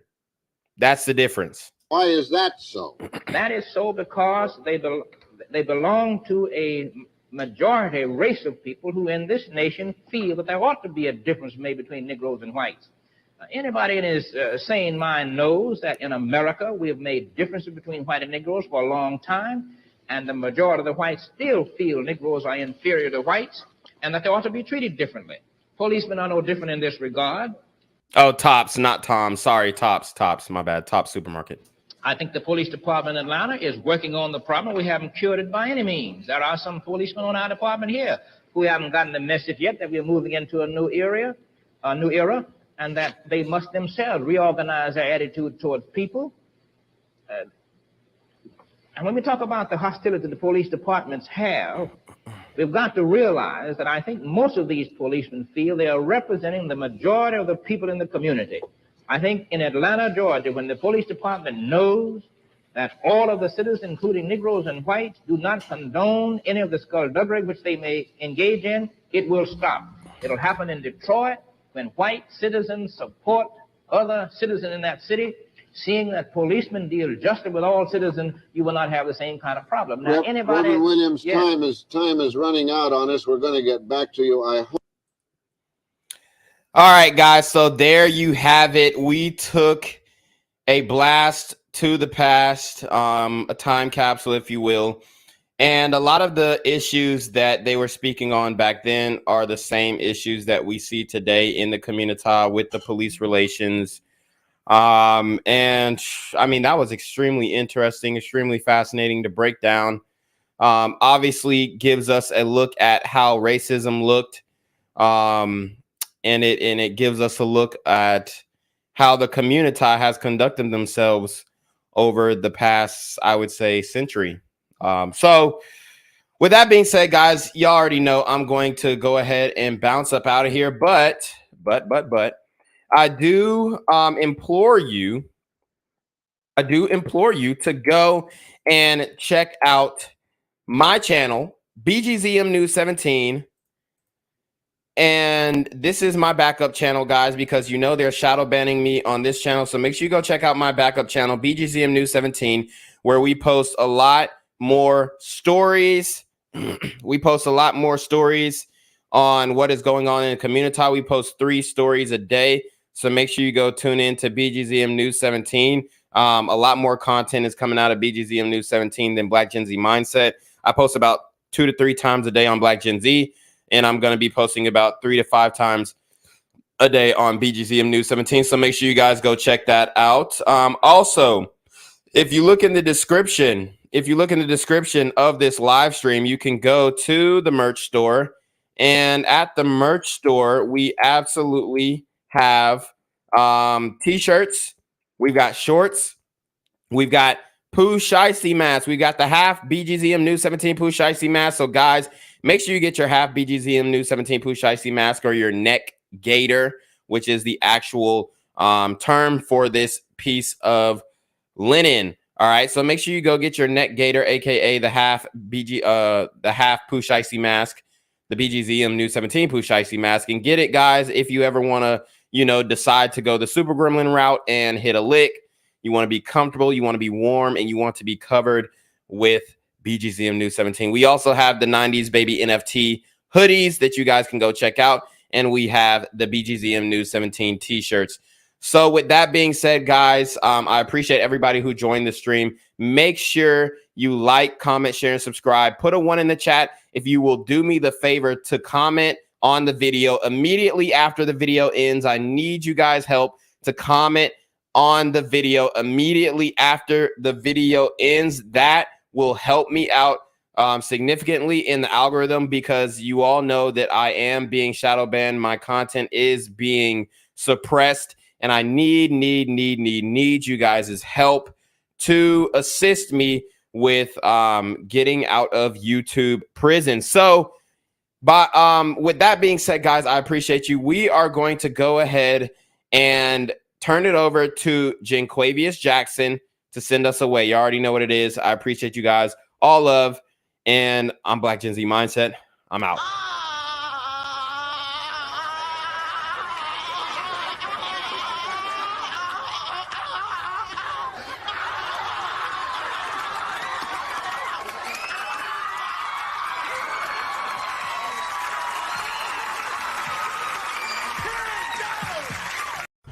I keep telling you, consciousness over coochie, politics over punani.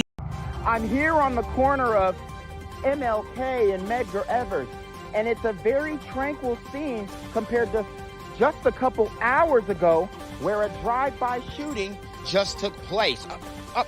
Excuse me. I'm getting live updates as we speak. I've just been updated to the amount of casualties from this drive-by shooting, and I'm getting reports that 2 people were actually declared deceased and 27 others were shot and injured but are in stable condition. And although we must pray for the families of the fallen, we must also praise God for the aim of the Super Gremlin. If you want to know more about the victims of this crime, make sure you add BGZM News 17 on Patreon at www.patreon.com/BlackGenZMindset. Also, don't forget to like the video, share the video, subscribe to the YouTube channel, and comment on the video to continue the discussion on how we can find solutions to all this gun violence in the streets. For more hard-hitting news coverage from the community, by the community, I'm Jinquavius Jackson, here live, reporting from Atlanta, Georgia, BGZM News 17. And cut. All right, dog. Let's get the out of here before these niggas come back. Whoa. Yo. Ain't that nigga J? Nah, that ain't me. That ain't me. He just went live that with ain't that me. funky ass suit That's on. that nigga. That's not me. Hey, get that nigga. Jinquavius Jackson, here live, reporting from Atlanta, Georgia. Pray for me. Gang violence and other kind of violence. Get away!